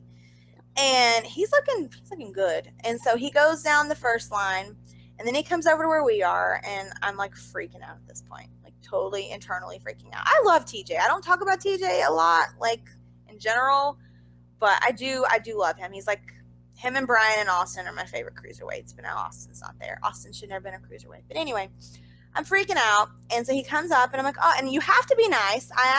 We both asked Brian for a picture. Can we please have a picture? Please. Can we please have a picture? Thank you after. And said thank you. Which I think he appreciated. I think he appreciated. Oh, and when TJ said, I'll be back, guys, everybody screamed thank you to him when he left. So anyway, he comes back, and I'm like, can I have a picture? Because I didn't have anything for him to sign. I'd rather have a picture than an autograph anyways. And I'm like, can I take a picture? And he's like, yeah, sure. And so, I I took 3 pictures, but in the second 2 I was talking because like, oh, this is I actually thought of words to say to him. And so I got one good picture, and then I was like, we saw you come in yesterday, and then you weren't on Raw. And he was like, yeah. He was like, sometimes Raw runs long, and sometimes segments get cut. And he's like, plus I'm on Raw like 1,000 times a year. And he's like, we need to give somebody else a chance to be on Raw. And I was like, no, you need to be on it every time. And he grinned. He was so cute. He was. He was. So then he got his picture with Nikki, and it was a really cute picture too. It was. By the way. And while this is all going on, Natty comes out with the Total Divas camera crew. I'm going to keep my opinions to myself. About why she was nice? Yeah. Yeah. Yeah. So I think she was being overly nice and overly doing one for everyone, obviously because there are Total Divas cameras there. I do think she's probably nice if you meet her somewhere. I do think that. But I definitely am not sure that she would ever have come up there dressed the way that she was. She had on like a freaking evening gown, guys, and it had boobs roll out, like a huge peephole in the front. Where she looked good. She looked real good. Her boobs were hanging out. Like she looked really, really good. And I really think she's probably nice, but I don't think she's as nice as she was being for the cameras. So she comes out in the middle of TJ signing, which was good because we got more time with TJ because people were freaking out over Natty. Yeah. And Natty Guy is the first one, to get up there and take his picture with her. And she remembers him and knows his name. Him. She put it on Instagram and everything. Like she knew him. So she finally gets around to us, and I'm like, oh, you're so pretty. You look so good. And she's like, thank you. And she's being very nice. Yeah. And took a picture, and Total Divas is filming the whole thing, and then finally she does everybody. And she's like, you guys remember, I'm being nice right now, but you have to boo me tonight. Because she had a dark match, guys, at the beginning of SmackDown with Charlotte. Charlotte and Natty got the dark match. At the beginning. Bullshit. So anyways, she's like, but you got to boo me tonight. Don't forget to boo me tonight. So when she leaves, Nikki's like, I got to go get some water. I'm like, okay. Oh, no, before Nikki leaves, they're like, panning down all of us, like running the camera down all of us because they wanted all of us to be like Natty, and so everybody's like yelling Natty. So then Nikki's like, I gotta get some water. I'm like, okay. So then this guy comes over and he's like, yeah, I'm gonna need you guys to all sign release forms because this is gonna be on Total Divas. Do you know how terrible I looked probably at that point? Yeah. Sweaty as hell. That was a little swampy. Yeah, sweaty as hell with this cut off arm shirt on. That says Mojo. This says Mojo. Which you probably couldn't even see because Mojo's kind of toward the bottom because this is Hey WWE Push Mojo. So anyway, Nikki goes to get water. When she comes back, I'm like, okay, I signed this contract thing, release form. You've got to sign one. So what did you say about your release form? I was like, hey guys, Sister Abigail got signed. She was so excited. She's like, this is like a WWE contract. So I'm going to embrace this moment. Yeah, she did.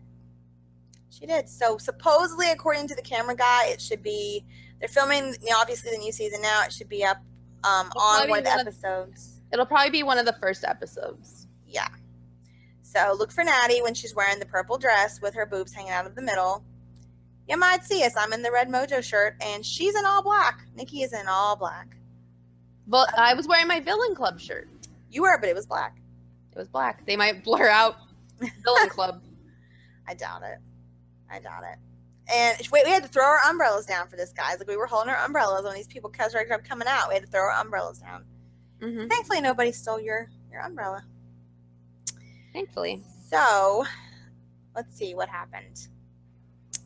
That finally ended. That was only 3 that we met. Yep. Right? Yes. That was it. I found out that Bray and Braun are the nicest bites. That's true. That is true. She was not impressed with Eric Rowan or Luke Harper. I was heartbroken. Especially about Luke. I was like, I have a Wyatt umbrella. Didn't even look. Didn't look. No acknowledging whatsoever. Nothing. I'm trying to think. Oh, when we got there on day 2, when I asked if Mojo come up, they were like, no. And they're like, AJ came up. And he signed autographs and took pictures with everybody. And we're like, what the hell? And AJ is a super nice guy. We met him at ROH one time, and I mean, he was doing where you have to pay, but he was very, very nice. So I think it is super cool that AJ freaking Styles came up and signed autographs as high up on the card as he is, even though they're kind of treating him like shit right now. Well, they just gave him a belt, so I guess it's better. But the fact that he actually came up and signed for them, like at that time, there was probably it was right before we got there, so there was probably a good 20 people or 15, out there. The fact that he did that, it was very cool. But I'm very jealous. Very pissed. Too. Because I would have said, oh, I came from Georgia. I'm from Georgia. Throw that out there because he's from Georgia too. Use it to my advantage. But I would have totally too sweeted him. Yes. In the Marty shirt. Totally. And we would have had to be like, hold on, we have to film this. Can you hold on just 1 second? Boomerang, too sweeting AJ. That would have been amazing. That would have been amazing. So we did miss AJ, guys. So if you're going somewhere, if you get there early, you have, if it's set up like this, I think you have a better chance if you get there early. And then you might get to meet AJ, which is pretty freaking cool. Like, he's the biggest name that came out. For sure. So we go in, merch is terrible. I bought nothing. I didn't buy anything the second day either. The first day I bought Michael 2 shirts, and I bought myself 1 shirt, and then I bought an AJ Pop doll. I bought a mask and a Finn shirt. You did. I did. Anyway, but I just ordered my Bray shirt this morning, so did that you? will be here within the next 5 to 7 business days. I wanted my Baron shirt. They didn't have the Baron shirt. Hey, they're 40% off right now. Oh, well, I need to order Baron. Except I'm broke. Ew. Yeah. But I made it. Yeah. The first night I drank, which is probably why I screamed and carried on so loud. The second night I didn't drink anything.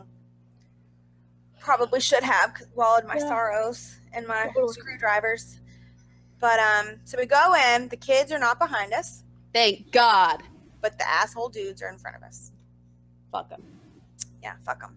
And the guy and girl sitting on the end next to them were super pissed because the night before, the bigger dude had ran into her and barely even said he was sorry. He said sorry. Beer all over. Spear on her, and barely said he was sorry going up the stairs. And the boy was not with her. Her boyfriend or husband or whoever it was not with her at that exact moment. I wish he had been there. I wish he would have RKO'd that dude into the stairs. Or Sister Abigail. Hey, that would have been me because I was like, I'm going to hang upside down from the furniture and scare him. Would have totally been funny. Would have been. Yeah, when I was really depressed about Mojo, she said she was going to do that when we got home. Yeah. She was like, I'll walk around in my sheet mask. And cheer you up. But yeah, I pouted the whole time before we went in about Mojo. I was so pissed. But I cheered you up in a different way though, because that's where the playlist came from. Yeah, that's true. Yeah. So anyway, we go in, assholes are still there. Cena's first one to come out. I'm not a Cena fan. I'm not even gonna take it to the Roman level where I liked Roman at one time. I'm just not a Cena fan. I get that he did a lot for the company. I get that, the kids love him, but I also get that he's pretty much a jerk to everybody but kids. And I also get that he is a part-timer and he tries to pretend like he's not when he's there. The things that come out of his mouth. He's a hypocrite. He's a hypocrite. He tries to act like, oh, people say I'm a part-timer. I'm not a part-timer. Look, I'm here. Yeah, first time in how many months are you here? And then they have him saying all this patriotic stuff that you can't boo. You can't boo him talking about Americans in America. So, we've got our boos in at the beginning. We screamed John Cena sucks so loud. I think that's where my throat got ruined. We had a good time though. We did. But I really think that's what ruined my voice. I really do. And little dude sitting next to us that was looking at her calling Roman a pussy ass bitch. He was screaming for Cena. So we disagree with him on all counts. But we got along. You can agree to disagree. Yeah. Yeah. I think he actually thought my Roman hating was entertaining. I think he did. He was laughing. Okay. But so then the rap battle comes up, guys. Oh my God. And we're like, okay, this is gonna be shit. This is gonna be embarrassing. This is the time to go to the bathroom and get a refill. Basically. And I'm glad we did not. Oh my God, it was great. It was great. Oh, I forgot. On Raw, Enzo's opening with his with his promo. Best Enzo promo ever, guys. Best Enzo promo ever.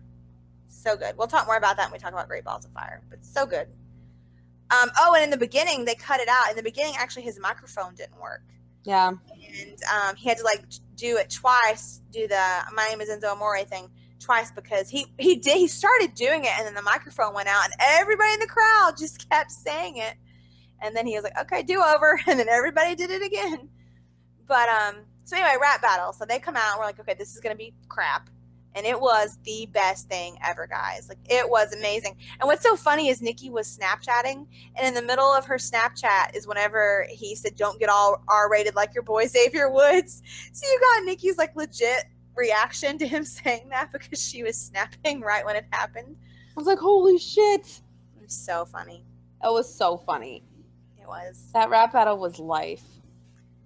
I retweeted a tweet where somebody said, best non-wrestling segment of SmackDown Live ever. And it is. Yeah. And I really thought it was going to go up there with the worst. But no. It was good stuff. It was a good thing. Mm-hmm. Now they just need to keep doing that if they're going to do non-wrestling stuff. Yeah, just do rap battles. Get Enzo on Raw out there. Let him and Cass. Him and Cass. Who could really battle him though? That's on Raw. I don't really know of anybody that would really be able to do that unless somebody wrote it off for them. Yeah. Which somebody may have wrote theirs. I don't know. Xavier I don't think acted so. surprised. So I don't think so. I don't think so either. That's probably what made it good. Probably. But I'm trying to think who could battle Enzo. I don't know of anyone. SmackDown has all the good people. They really do. Okay, so what else happened on SmackDown?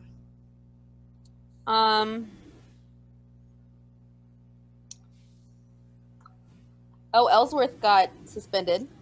Yes, he got suspended, which was awesome. The crowd. Oh, there's another rude one for you. Carmella. Yeah, she was rude. She was rude. When she went out, she didn't wave when she came in. When she went out, she was texting, trying to pull out of a parking deck.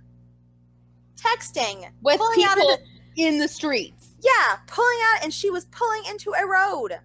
Texting. And people were screaming for her. She didn't look up. She did have the briefcase, though. I saw it. Yep. And then Baron's only appearance in the actual show He's on a screen. Fun. Yeah, it was on a screen. His sexy little button up, being up Shinsuke. And Sammy came out for the Battle Royal, and we were singing and dancing so loud. Like, Sammy We didn't get any snaps because we were dancing. Yeah, some of the stuff I was like, I'm not snapping this. I'm gonna dance. Like New Day, I was like, I'm not snapping this. I'm gonna dance.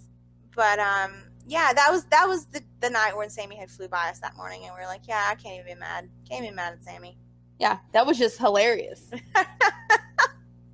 So funny.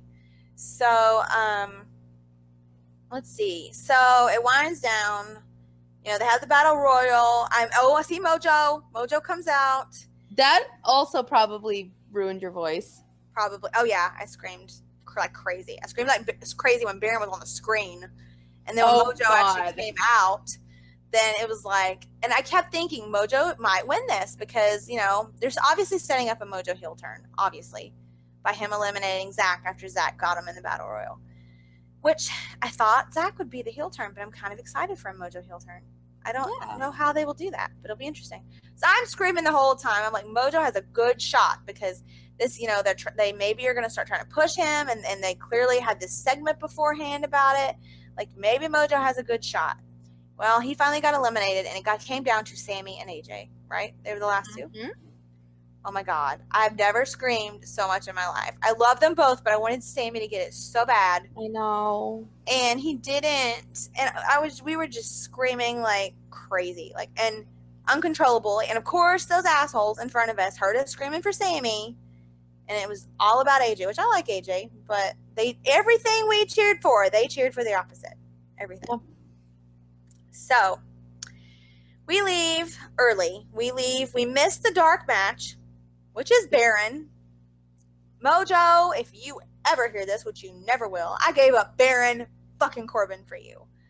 We left the dark match, which was Baron and Shinsuke versus Cena and no. Baron and Cena. No, Baron and Rusev versus Shinsuke and Cena.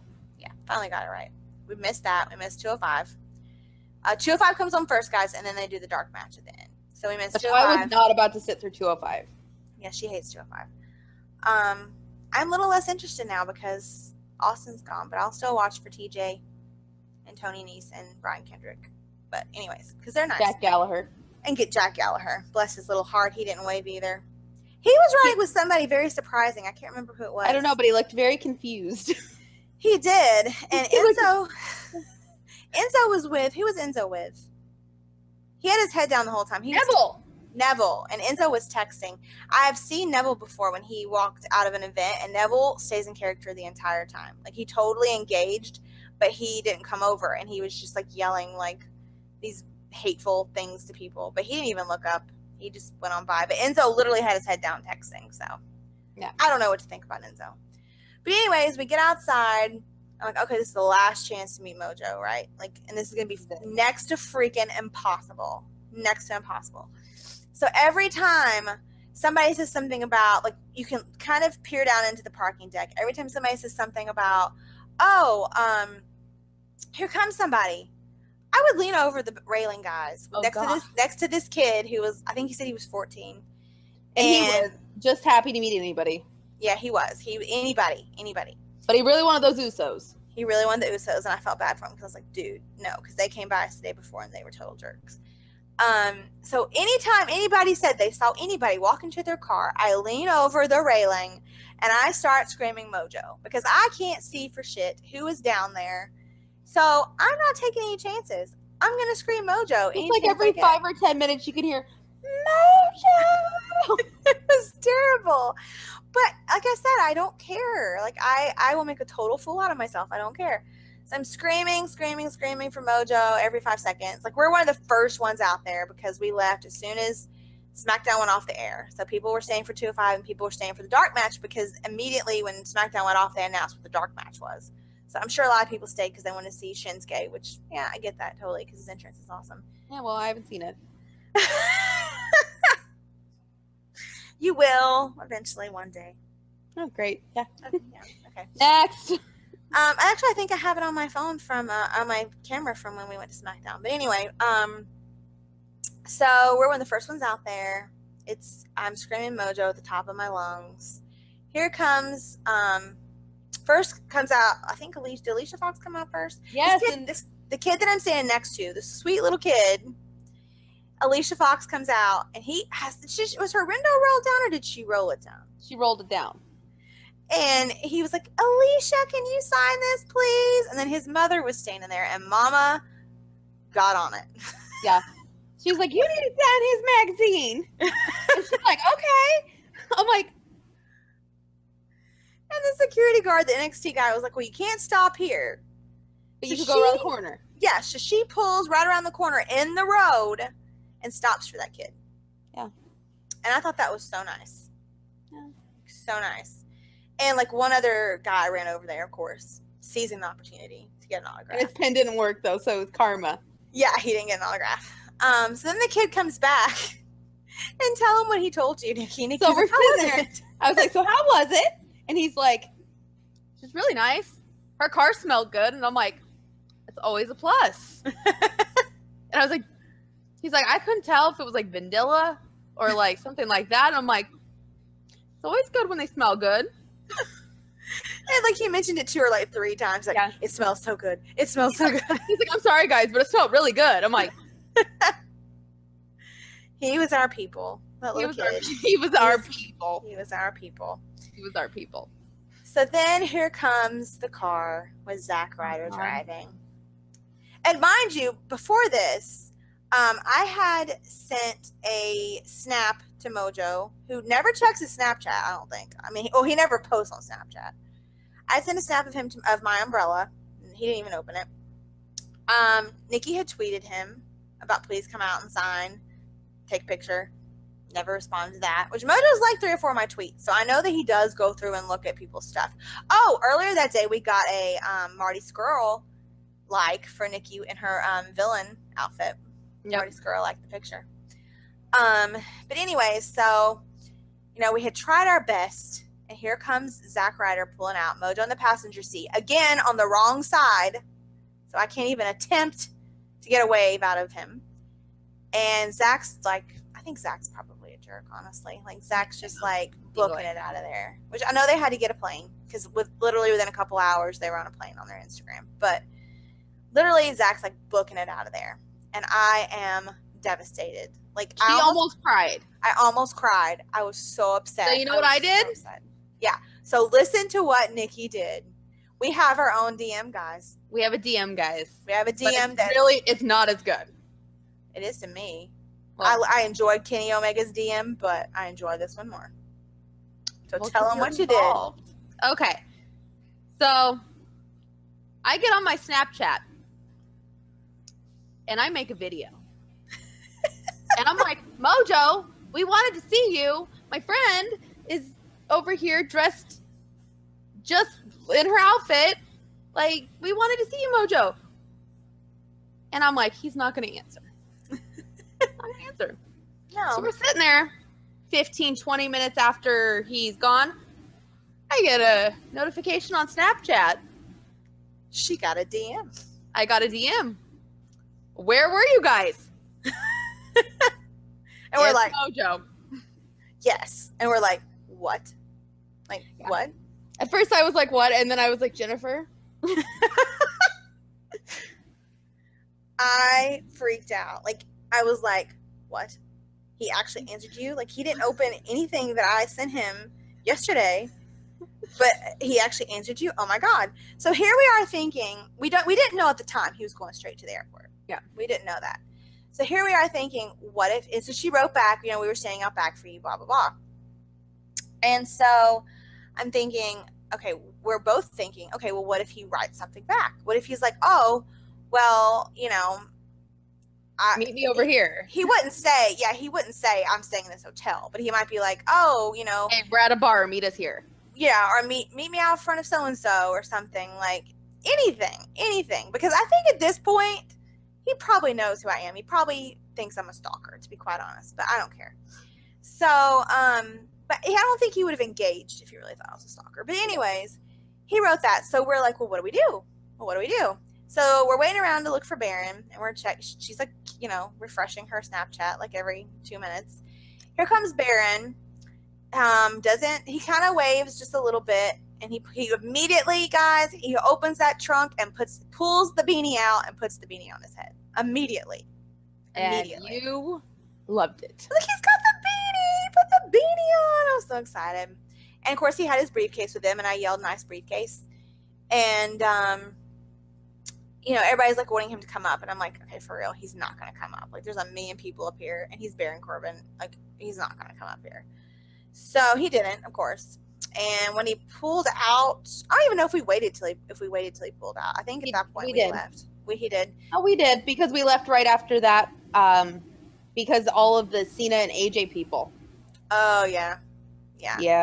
And Cena had left. We saw him leave real early. And I kept saying, Cena left, guys. Cena left. I think they thought I was lying, but he really did leave.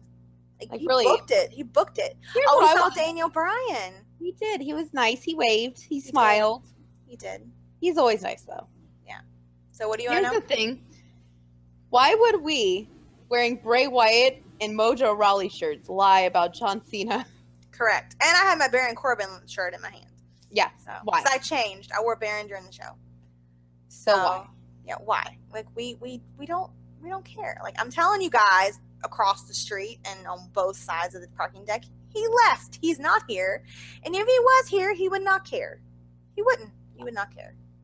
So we go to the car, and we're still like, well, do we wait around? What if he responds? Blah, blah, blah. Did he even ever read it? I don't think so. Damn, Mojo. So anyway, we're like, okay, you know, we'll wait around. So Nikki's like, all right, well, let's redo our makeup. So we're like redoing our makeup in the car. And then she's like, okay, well, let's just ride around because we had to be out of the deck at a certain time. So, like, riding around, and she's like, we'll take the long way. And, like, we're looping around Phoenix, like, just, you know, trying to kill time. I'm like, you know what? He's not going to answer. And Nikki's like, if he writes us back at midnight, we will get back in the car. And we had to be up at 6. And she was like, we will get back in the car and we will go find him. And I was like, okay. And so we went home. We went to Whataburger.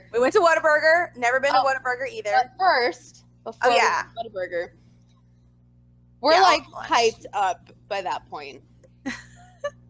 So somebody over there, not me, but my co-host, decides that she's going to replace some words and songs with Daddy. Yes. Because we were talking about Mojo and we were talking about Bray? Yeah, that's what we usually talk about. Yeah. And Baron. Oh, and Wolf Daddy. So she starts playing songs, and like she starts first with what's the name of that song by Taylor Swift? Love Story. Love Story. I replace Romeo. We're like singing at the top of our lungs. I replace Romeo with Daddy every time. So everybody, if you want to try it, you should totally do it. Yeah. And then we were listening to Annie, Are You Okay? Smooth Criminal. So every time they would say, Annie, are you okay? I would say, Daddy, are you okay? So this led into, on the way to Whataburger, this led into let's start making the Magic Mike playlist. So we're making the Magic Mike playlist. If you don't know what that is, then you're not following us on Tumblr. We write fan fiction. We've talked about that before. And we're doing a whole Magic Mike series.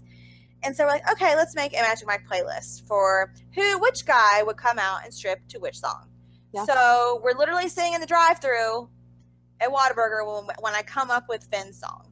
Like, I'm like, I know. It's going to be Chains by Nick Jonas. That's going to be Finn's song. And so I can't remember when you thought of Bray's. It was later on that night, I think. No, I thought of, because remember, Bray's gone through like 3 songs. Oh, yeah. That's true. Yes. House of the Rising Sun was the first one, guys. That's the one I originally put on there, yeah. Yeah. So we're like making the list on the way home. And then we get home, our food is getting cold, and we're still sitting in the car. You know, I don't know what time this was, 11, 12, no, probably 11.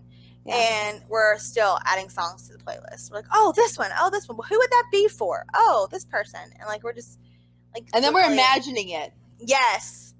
Let me tell you guys, I can't tell you how many times I have imagined Seth Rollins stripping to the hills. Because let's just say we both thought about it at the same time, and we're like, yes. And I think I'm on the list to write that chapter, you guys. Oh my god, it's gonna be. Be ready. It's gonna be the best one. That one and Tyler Bate and Mojo, because Mojo's mine. I love him. But that one and Tyler Bate and Bray for you. But that one and Tyler Bate are gonna be my favorites to write, I think, because Tyler Bate's song is "Breathe on Me" by Britney Spears. And all I can think about is him having this girl on the ground. He's above her, and he won't touch her, but he's just like this close to pressing his body up against her, and it's just with those thighs. Yes. Okay, we had a fangirl. Okay, we need to stop. We had a fangirl sexual moment. Sorry. Okay. So anyway, we never got a response from Mojo, but it kind of made my night that he even asked where we were, because to me that kind of means if we had not been in all that madness, maybe he would have stopped. I feel like he would have. And I feel like if he hadn't had to catch that damn plane to get back to Full Sail to exercise at 3 a.m. or whatever time it is that he exercises. 6. That's right. He exercises 3 times a day. He literally said he didn't have any sleep. He said he took the red eye home, and then he was in Full Sail gym by 6 a.m. So anyway, I really think he would have stopped, guys. I really think he would have. And I am going to make another shirt because I've decided I'm not wearing this one with the sleeves ripped off anymore. So I'm going to have to think of another saying, but it's still going to be red and it's still going to have Mojo on it. And I'm going to try again. Can't stop, won't stop, Mojo. I am not stopping. She ain't stopping. I ain't stopping. I have faith that Atlanta is going to be the best place to get him. Because I missed him because the cruiserweights came out and I stayed. And they said he stopped for every single person in Atlanta. If you didn't stay for the cruiserweights, I had to see Austin Aries. I had to. Didn't you not even see him? Or you only see him for I like did, a minute? but he didn't wrestle. He came out and talked. and then TJ attacked him. So, yeah. Well, I was just so upset. But next time SmackDown, or if he gets put on Raw, next time they come, I'll leave an hour early. I don't care. I won't be standing there. I'm going to get Mojo Rawley if it's the last thing I do on this earth. okay, that sounds a little stalkerish. Yeah. I'm not going to, like, bug him once Not I at an see him. airport. I'm not going to follow. I'm not going to look up anything. I'm not going to, like, although we did kind of check their Instagrams a little bit, because there was a gym in the front of the Full Sail, in front of the Talking Stick Arena. And there were wrestlers that were actually going in that gym and wrestling, because that's where somebody originally saw Tony Nese. Yeah. Was he was coming out of the gym. And there's a hotel across the street where someone had saw Charlotte and Becky getting coffee. Or Charlotte was getting coffee, I think. And Becky, I don't know where Becky was. Becky was there. Becky was there somewhere. Anyway, Charlotte literally in the middle of getting her coffee stopped and took a picture with him. But when they pulled in, they did. I don't remember them waving or anything. They waved. Did they wave? Okay. They waved, yeah. But anyway, I thought that was really cool, Charlotte. Because I feel like if you walk up to somebody when they're getting coffee or eating or something, that I wouldn't blame them if they were like, no, you're going to have to wait. Like, wait till I'm done and come back. Or, you know, I wouldn't blame them for doing that. So I thought that was cool that she did that. But yeah, I mean, I'm not going to stalk him. I just want to meet him, guys. I just want to meet Mojo Rawley. Like, he is not even, like, up there on the fantasy list. Baron would be higher on the fantasy list. Baron is higher on the fantasy list. Pete is higher on the fantasy list. Guys, if she ever met Pete. Oh my god. Oh my god. I would have him bite my finger, you guys. We talked about this. Yes. Yes. Because if you don't watch Progress, If you provoke him. if you provoke him, if you flip him off, he will bite your finger. And not just like take a bite and move his mouth, like literally hold on to it like he holds on to those belts. So I totally would be like, you need to bite my finger for this picture. Like, now. Do it now. Right now. Right this Right second. now. Right now. Well, and if we go to Mania, That's true. He'll probably be there. not only that, but Bray and Mojo. And Braun. And Braun and Bray. And there's so many B's, you guys. Baron. That's kind of funny. Speaking of Magic Mike, that might be the chapters, the B's. Baron, Braun, and Bray. Yes. The 3 B's that I always get confused. I always say the wrong name. But yeah, they'll be, yeah. I don't know when they release. Have they already released the, they haven't released the Access VIP tickets yet. So October. I'll be interested to see who's on the list. Who made the list. Who you have to pay big money for. I know you'll pay for Bray. I'm only paying for one VIP ticket, so. See, if it's Pete, I don't think Pete would be a VIP. No. Baron might be VIP. He might. Especially He might if be wins in the tier title. that Bray was in, though. Which was what? Like it's like 110, I think. How much is the other one? 200. It was like AJ Styles, Dean Ambrose, Roman Reigns, Seth Rollins. Okay, I wouldn't pay that much for any of them. Oh. Plus AJ Styles. I paid 20 and I met him. I'm good. Exactly. I'll pay 110. 20 at Ring of Honor, guys. I'm telling you. If Austin Aries ends up in Ring of Honor by the end of August when I go, I'll get him and Jay both. If Jay is available. If Jay is not available, I'm going to flip my shit again. If And it's the I will find where they leave. I need to get on that right now. I need to start tweeting people. Where do you find people that leave Center Stage in Atlanta? Because I need to know that. Because that's where it is at Center Stage in Atlanta. I think it's August 27th, Okay. and there's still tickets. Guys, if Jay and Jennifer get a picture together. Oh my god. I'm gonna be like, can I put my arm around you? I'm serious. What if he's like, yeah? I'm gonna do it. I'm gonna do it. It's gonna happen. I'm gonna gonna do happen. it. Oh my god, Yeah. that man. So yeah, I mean, either Jay or Austin if he's there. Marty, I would pay. Bucks.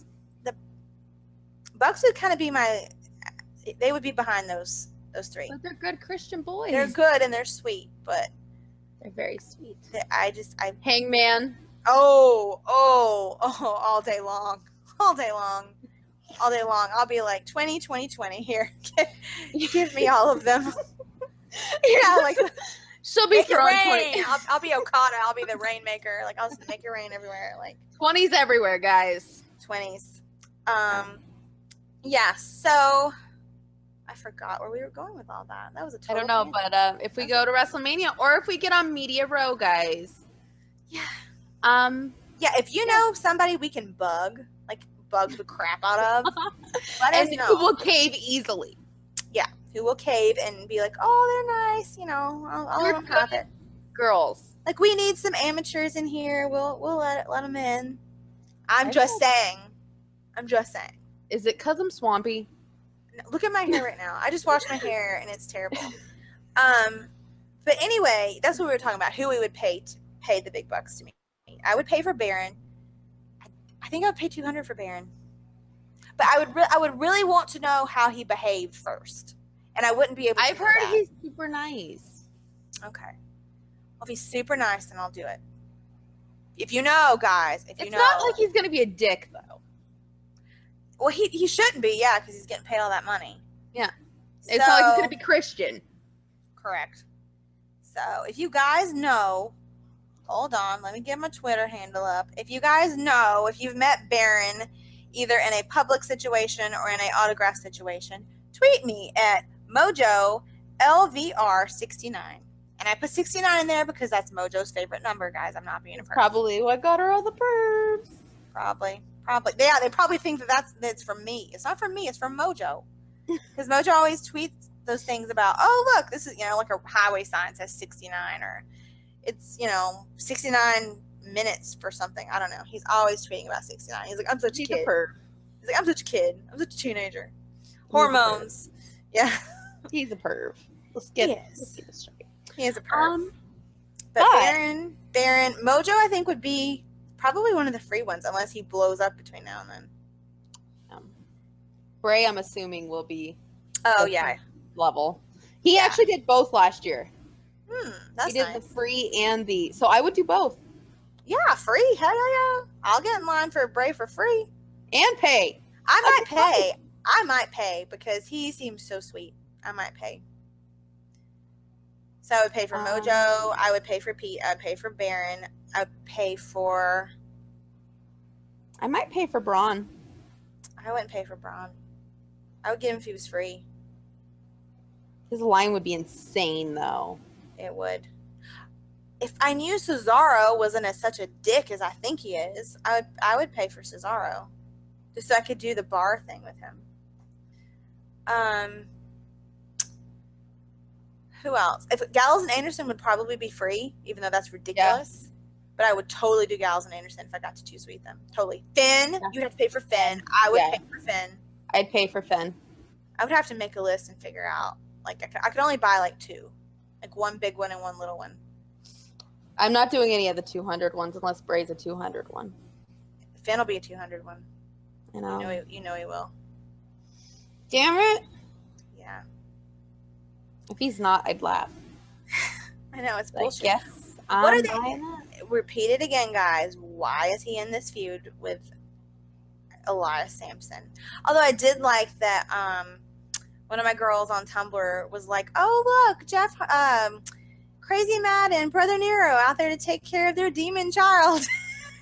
Broken Matt and Brother Nero. Broken Matt. Sorry. Broken Matt and Brother Nero. Their demon baby. Aww. So, yeah, we had a very good trip. We only got 3 pictures, but, we got everybody that came out there except for AJ and Bailey, and AJ was the only one I was disappointed in. And I had a moment. And you had a moment, and we got a DM. We got a DM, and if it wasn't for Zack Ryder and me being late that morning, I think the mojo would have happened. But I did have a moment with TJ, and I actually had like a 30-second conversation with TJ, so that was real nice. He was very, very sweet. Very sweet. Like, I was like, oh, he's such a jerk. And then I met him. I was like, no. He's just like he is on Instagram when he gives those birthday shout-outs and all that stuff. With his little pig. Oh, and he liked my picture. Aww. He did. So sweet. Because I was like, thank you for coming back out in the 104-degree heat to meet everybody. I was like, you're so sweet, even for a heel. Oh. He liked it. But, so that's pretty much it, guys. We went home. That night, we were flipping exhausted. We were. We ate our Whataburger. Whataburger, and I don't even remember if we put anything on TV that night. It's so funny. Like every night we would be at the shows and be like, "Oh, we'll go home and we're gonna watch this, this, and this," and then we go home and be like, "Yeah, no, we're tired. Oh, we're gonna go home and tape this and this." Yeah, no, we're tired. We were literally going to record this episode. Yeah, it didn't happen. Well, But I did get to sleep in the bed with Dean Ambrose, guys. it was real nice. It was. He's a licker. He's a licker, man. He likes to take up half the bed. He does. Yeah, but he's adorable.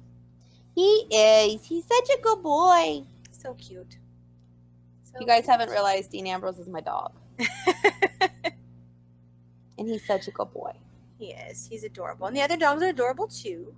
Mona is No. adorable. She's got some weird old eyes, though. She's so cute, though. So cute. Gabrielle Stroman, Gabby Stroman. the She's biggest Shih Tzu in the world. But Mona would come sit at the bed and cry. Like, she came in that night that you were totally passed out, and she cried, and I picked her up, and she slept up there all night. And then she woke me up the next morning before you woke up, and she was like, looking down, like, okay, I'm ready to get down now. She's afraid to jump down by herself. So I put her down. But yeah, so I don't remember what we did that night. I think we pretty much passed out for the most part. Got We were showers because we were exhausted. sticky as crap. And I think I went to sleep around 12:30, 1 o'clock when we got up at 6:15. And she literally had no voice. And my voice hurt. And it was going in and out a little bit. Mine was And gone. Yours was gone. And she took me to the airport. And then I had a hell of a day getting home. I finally got home. I went to work Yeah, she went to work with no voice. and left early. And came home and passed the hell out. I still feel like I don't have enough sleep because I've worked every day since I No. got home. Like, this is my only day off until Friday, and then I'm going on a weekend trip. So I'm not going to get any rest then either. So I don't know what I'm going to do. I guess I'll just die. I don't know. Yeah, I'm probably going to take a nap after this, actually. I'm gonna go to PetSmart and Sephora and Hot Topic. Why do you have to rub Hot Topic? She has the best Hot Topic where she lives, you guys. My Hot Topic has crap. And if we had had time, we should have done that on Sunday. We should have went to Hot Topic, damn it. But we didn't. We went grocery shopping for your mama. We did. That was funny. That was funny. I'd never been in, was it Fry's? I'd never been Yeah. in a Fry's store before. And then I saw that the store brand was Kroger. And I'm like, oh, okay. Is this all about Kroger? She's like, yeah. I'm like, oh, okay. Didn't There was know a that. bar, sushi restaurant. Very Cool. cool. Everything. Very, Yeah. very cool. So yeah, I got some experiences. Went to Fry's for the first time. I got my first Whataburger. I got my first Jack in the Box. I got my first In-N-Out burger. And then what was the Asian place we went to while we were waiting? K-Way. K-Way. K-Way was so good. K-Way was so good. I want K-Way now. Oh my god, it was so good. I gotta find where the closest one is. It's probably like in the bottom of Florida or something. It was so good though. How do you spell that? P-E-I-G-H? No. P-E-I-W-E-I. Okay, I gotta look it up. I gotta find out where the closest one is. It's probably in Florida somewhere. So Well. good. So anyway, I got lots of good food, you guys. And her mom cooked for us one night. She made us pasta and meatballs. So I left having ate quite a bit. So I felt bloated in my Briscoe's t-shirt going to the airport. Bloated and tired. My throat hurt. But thankfully the airport in Phoenix is very easy to navigate and pretty small. But the airport in Denver is not. No.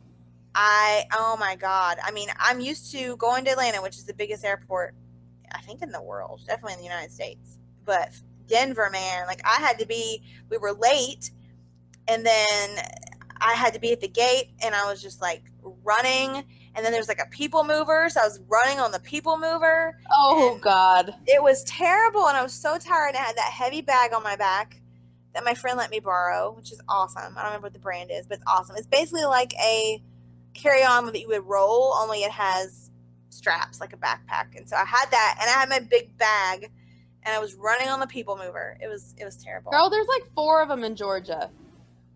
Is there? Yes. Where's the closest one? There was one at the airport. Are you freaking kidding me? No. Can I just go to the airport and go eat there? There's another one too. There's one in Athens. There's one. Hold on. Athens is not that far. It's a couple hours.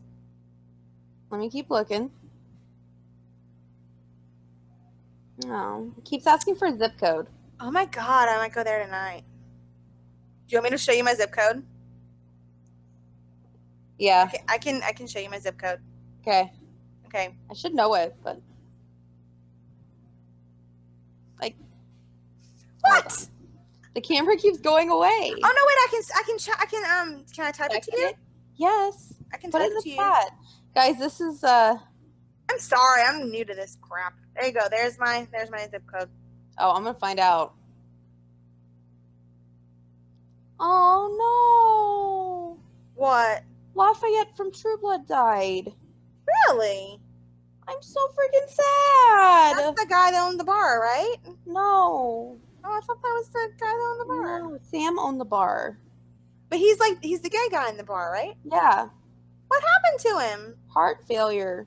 Aw, I love him. Now I'm sad. I never watched True Blood that much, but I love that part where the guy said he didn't want to FAGGOT making his food. He went out there and he licked it.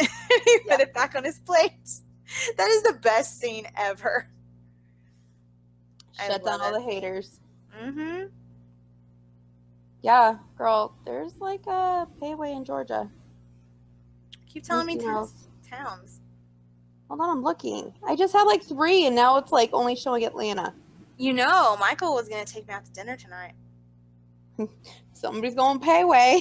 Athens is not that far. It's far, but it's not that far. Well, look it up. I will. It's exciting. That is exciting. Guys, if you have a payway near you, Google it and go. It's so like good. PF Chang's only cheaper Better. and better. So good. Okay, Oh, we yeah. totally got off tangent. We are off topic. We I need would to let us know if you want us to make a episode where we just talk about things that we like and just ramble. Because, I mean, Not wrestling related. But not just wrestling really related. We'll hard. just, yeah, I mean, wrestling may come in and out of the conversation, but we can talk about other stuff too. We have other interests. Not like wrestling, but No, wrestling's pretty much it, but Yeah. we can find other ones. we love drag queens. We love serial killers. Mm-hmm. I like Something else. spooky stuff. Something else we found out the other day that we both liked. I have to think about it. We have several common interests that we could talk Yeah. about. Yeah, I like spooky stuff. she does like spooky. I like spooky. I don't like gory. No. Yeah, I don't like gory. It's gross. I like real life gore. Like, you know, real murder scenes and stuff. I'm sick. Me and my boss took a quiz one time. We were bored at work. We both got sociopath. Oh, Like, it was a legit test from like some legit psychological place. We both got sociopath. nice. Which means you don't have, which means you know it's wrong. The difference is you know it's wrong, but you do it anyway, and you just don't have any empathy. A psychopath doesn't know it's wrong. So basically, I think sociopaths are even worse. At least a psychopath has an excuse. They don't know what they're doing. So I'm kind of thinking I'd be a sociopath. yeah. Huh. Oh, I am apparently. My boss and I, don't see it. both. My boss and I both, because you know, I think and we fight all the time. So one of us is going to end up killing the other. I feel like everybody kind of is. Yeah, I mean, in your own way. Yeah. All right, That's so, what we'll do. We will What? make an episode where you take the test, and I'll take it again. And this find demonic out. being. We're like, ooh, spooky. Ooh. Did you see on Tumblr where somebody wants somebody to write some dark, demonic things, demonic-ish things? And I was like, you need to go read. Oh yeah, she. Oh, I Ray? gotta answer her right now. Yeah, she's like, I need the link. Hold on. I said go to her page. Anyway, spooky. So anyway, if you guys want that, just send us a message on Tumblr or Twitter. Or we may just do it anyway. Or Facebook. Yeah, we may just do it anyway for our own enjoyment. I know this is thinking far ahead, but the Halloween episode, guys, it's gonna be really good. What was it gonna be? You have to tell me later. You know what I'm? Oh yeah. Mm-hmm. That's right. Either way, I decide to go. It's gonna be good. It's gonna be good. I might do You're both. You're gonna have to vlog it. By the way, I vlogged this past weekend. I didn't get a lot of vlogs of us, but I'm going to get Nikki to send me some snaps so I can insert them into the vlog. And I think I did 2 or 3. It's very hard with the camera I have, guys, because I don't have a flip screen. You know of a decent camera. I don't need a great camera because I have a good camera for actually like filming things that aren't me. But if you know of a decent camera with a flip screen that's good for vlogging up close, that's cheap or cheapish, let me know because I need one. Because I never know when I'm holding that camera out. I don't ever know if I got a double chin. I never know if half my face is cut off. We gotta look good. Yeah, like I literally, we had to retake one thing because I was like, no, we look terrible. We're gonna have to take it again. We looked bad. Yeah, we looked bad. So if you know, please send me a message on Tumblr because most of you guys are from Tumblr. Please send me a message and a link to a decent vlogging camera with a flip screen. It doesn't have to be amazing. I need one. I need one because I want to start vlogging more. So We need it in our lives. we do. Send it to, yeah, and I will send it on to Nikki because she needs one too. Yes. Yes, I do. Yes. I would be So- more willing to vlog if I had a camera to do it. Yeah. So I've got to edit that. I still have to finish editing my SmackDown one from whenever that was, February, March, whatever that was. So yeah, and then I want to vlog Ring of Honor for you guys because I know a lot of you have never been to a Ring of Honor show. More than likely, you've been to WWE. You've not been to Ring of Honor. Such good time. Yeah. Oh my gosh. So I really want to vlog Ring of Honor. So if I could get a camera by then, that would be too sweet. So help me out and let me know. Okay, so I think that ends our experience. We have one last thing to talk about.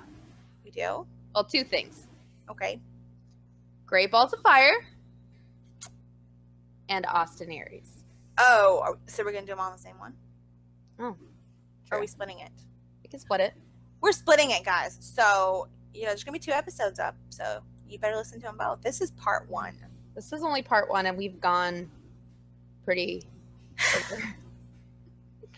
We've gone over. So in the next installment that will probably be up whenever you see this one, Nikki's mom predicts Great Balls of Fire, going totally on looking at the wrestlers. Yes. Her mom is hilarious. If you have not listened to, is it episode 2?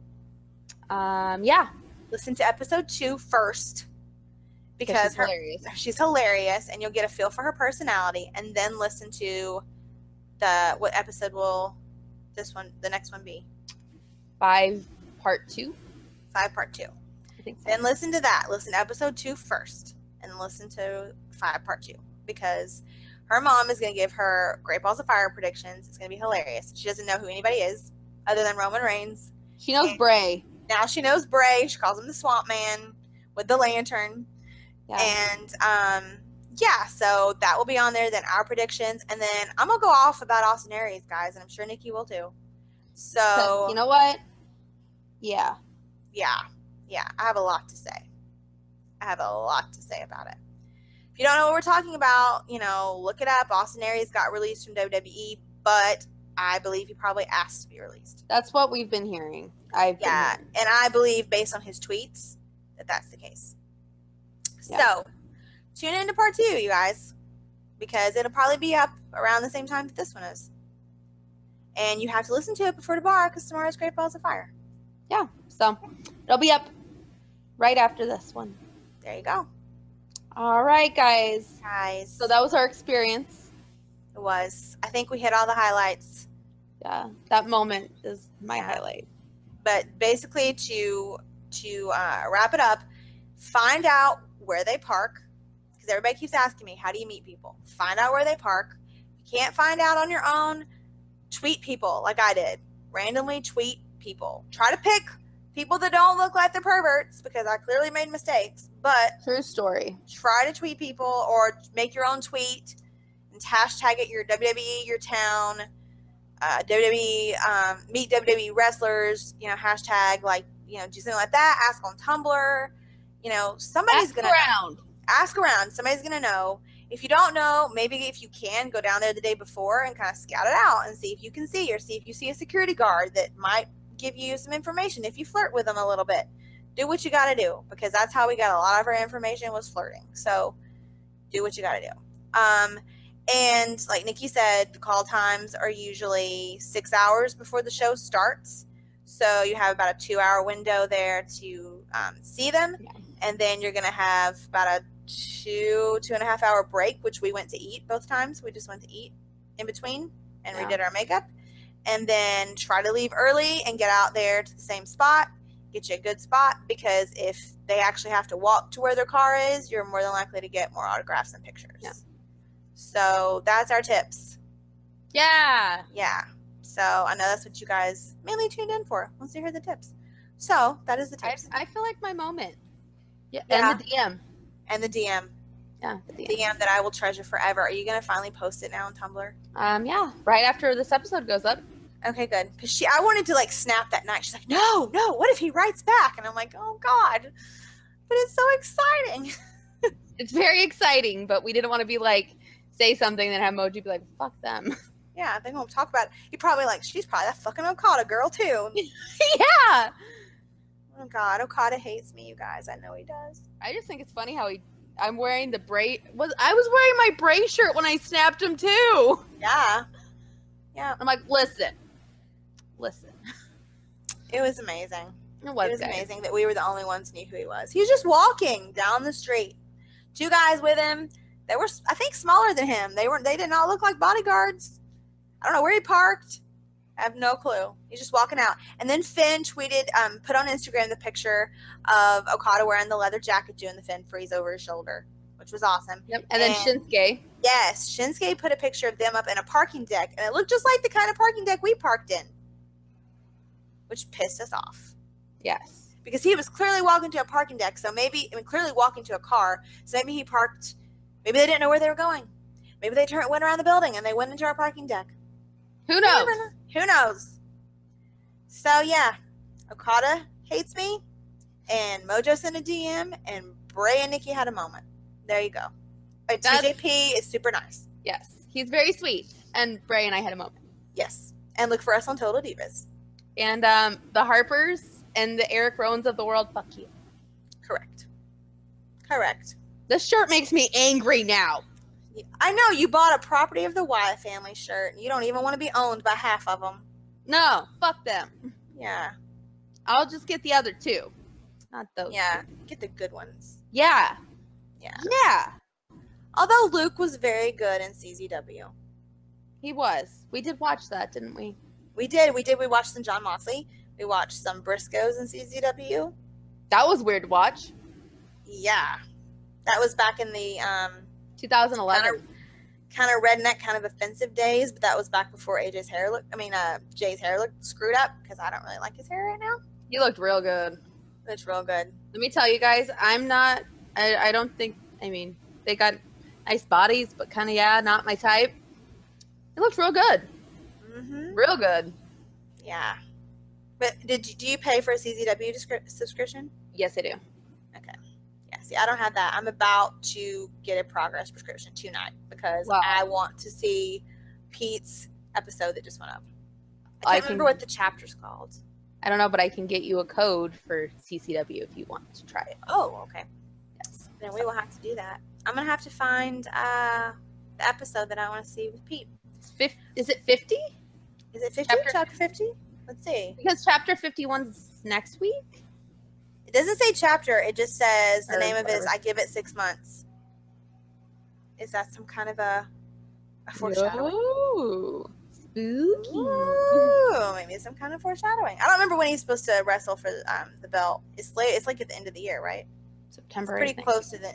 Oh, I thought it was longer than that. You told me September. Oh, maybe it is. I don't know. I get distracted by this man. I'm looking at him right now. The gifts of him. He throws the Progress belt in the ring, and he very gently carries the WWE UK belt in, and then he puts the UK belt over his shoulder, and then he steps all over the Progress belt, like literally picks up his foot and like slams it down on the Progress belt. And he looks damn good doing. He's got on sweatpants, a tap out hoodie, and a hat. Okay, I'm done. Look it up, guys. Dance girl moment. Look up Pete Dunne. And if I ever meet Pete Dunne, you probably won't ever hear from me again, because I probably will die. Nikki will probably be there. And she'll get it on tape. She won't even be trying to get me help. She'll just be like, I'll be like, I think you killed her. give her CPR. Either that or I'll be like, spooky. I would die. Like, I literally would die more over Pete than me. No, I think you would pass out and be like, so is Bray Wyatt around here? Or she's already gone. It's okay. It's okay. I'll come back for her later. I'll bring Braun. It's okay. Where's Bray? We were talking about that when we were there. Like, if one of us, if I passed out, and she'd be like, well, Baron or whoever, Mojo can go with you to the hospital, visit you at the hospital, and then I'll be there after, I get done watching the show. And I'm like, oh, okay. Yeah. And because we thought for a second that maybe Baron almost hit her with his car. It wasn't Baron. I swear it was a cruiserweight, but I cannot for the life of me. Oh, well. It would have been a better story if it was Bray. It would have been, but I'm trying to be honest here. I mean, if I wanted to tell the truth, that'd be like Dolph Ziggler almost ran me over. Sorry. Which is a more likely scenario. Yeah, he'd probably be like, fuck that bitch. She likes progress. I know, right? Yeah, I had on my progress shirt. And like half people out there had no idea who British Strong Style were. And I'm like, this one guy was like, oh, British Strong Style. Yeah. I don't know who that is. And then always like, he's like, yeah, Pete Dunne. Yeah. And I'm like, their names are written around the British Strong Style emblem. Yeah. We literally like, you have no fucking clue. No clue. Which, by the way, guys, if you want to buy their merch, you just go to Big Cartel and type in Pete Dunne or Trent or Tyler Bate. Most of the British Strong Style stuff Pete sells, but they literally do it themselves. Like, they pack it up themselves, ship it themselves. It's too cute. It's so cute. Can we just get a video of them doing with their little wagons? He put a video one time of him, a boomerang of him carrying his mail. He's like mail day, and it showed him like carrying it to the car. I'm pretty sure it was in a wagon. I'm not gonna lie. How cute. But I don't think he fills out the addresses. I think his girlfriend does, because the handwriting is really, really good. I think I did make the joke. It was probably Tyler who does it. Probably Tyler. With his best handwriting. Poor Tyler. Oh, that sweet boy. Oh, he's so cute. All right. Okay. So we've kind of gone off on a tangent. We did. Let us know if you like the tangents, though, for real. Yeah. Seriously, guys. Let us know. Yeah. No. One person we forgot. Who? Renee Young. Oh, we thought we saw her. We totally saw her. It was her. Remember, we matched up the outfits. Yeah. It was her. We were like, oh.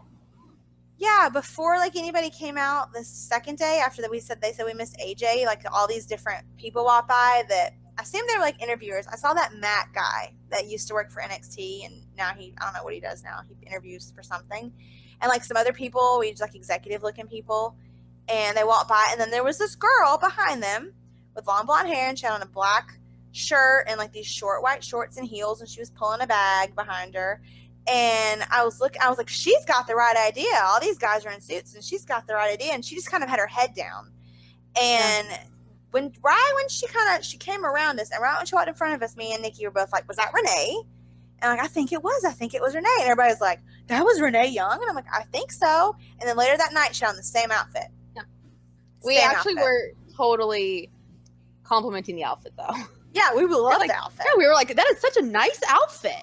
We loved it. But yeah. I don't know if we had said anything, if she was stopped or not, because she had her head down. Oh, and Dean came and picked her up that night. It was really cute. He came in his big truck and picked her up. And like people were screaming Dean, and he was like totally ignoring them. And then when he pulled out, he had his window rolled down, and I screamed, "We still love you anyway, Dean." He totally heard me because I was really close to the car. But okay, that's it. No more. All right, no more. For part two. Stay tuned for part two. It'll probably be shorter than this. Yes, it will. We won't ramble. We'll stick to the point because we need sleep and food and stuff. And I need to go to Hot Topic. Rub it in. I need to go. You know what? I'm going to go to Hot Topic 2 and see what they have. Right. And I will send you a picture of the crap that they have at my Hot Topic. Well, she'll be like, oh, you're looking for wrestling stuff? You're like, yeah. They're like, oh, over in this corner. Oh. No, I have asked. I asked them when the Bullet Club stuff was coming before it got open. They're like, who? I'm like, Bullet Club, the wrestling. Oh, I don't know. Maybe let me look on this list here. Oh, I don't know. Did they say? I'm like, well, they said, June or whatever it was. Well, that's probably when it is. Like, okay, fuck you. Whatever. I just think it's funny how it's like, oh, you're looking for that. It's in the secret corner over here. I know, it's ridiculous. And I want to look at their new drag queen merch. But anyway, okay. All right. That's it. We're going to do another one talking about Great Balls of Fire and Austin Aries, and it will be a lot shorter because we got things to do. Yes. Yes. True story. All right, guys. Until next time. Bye. Bye.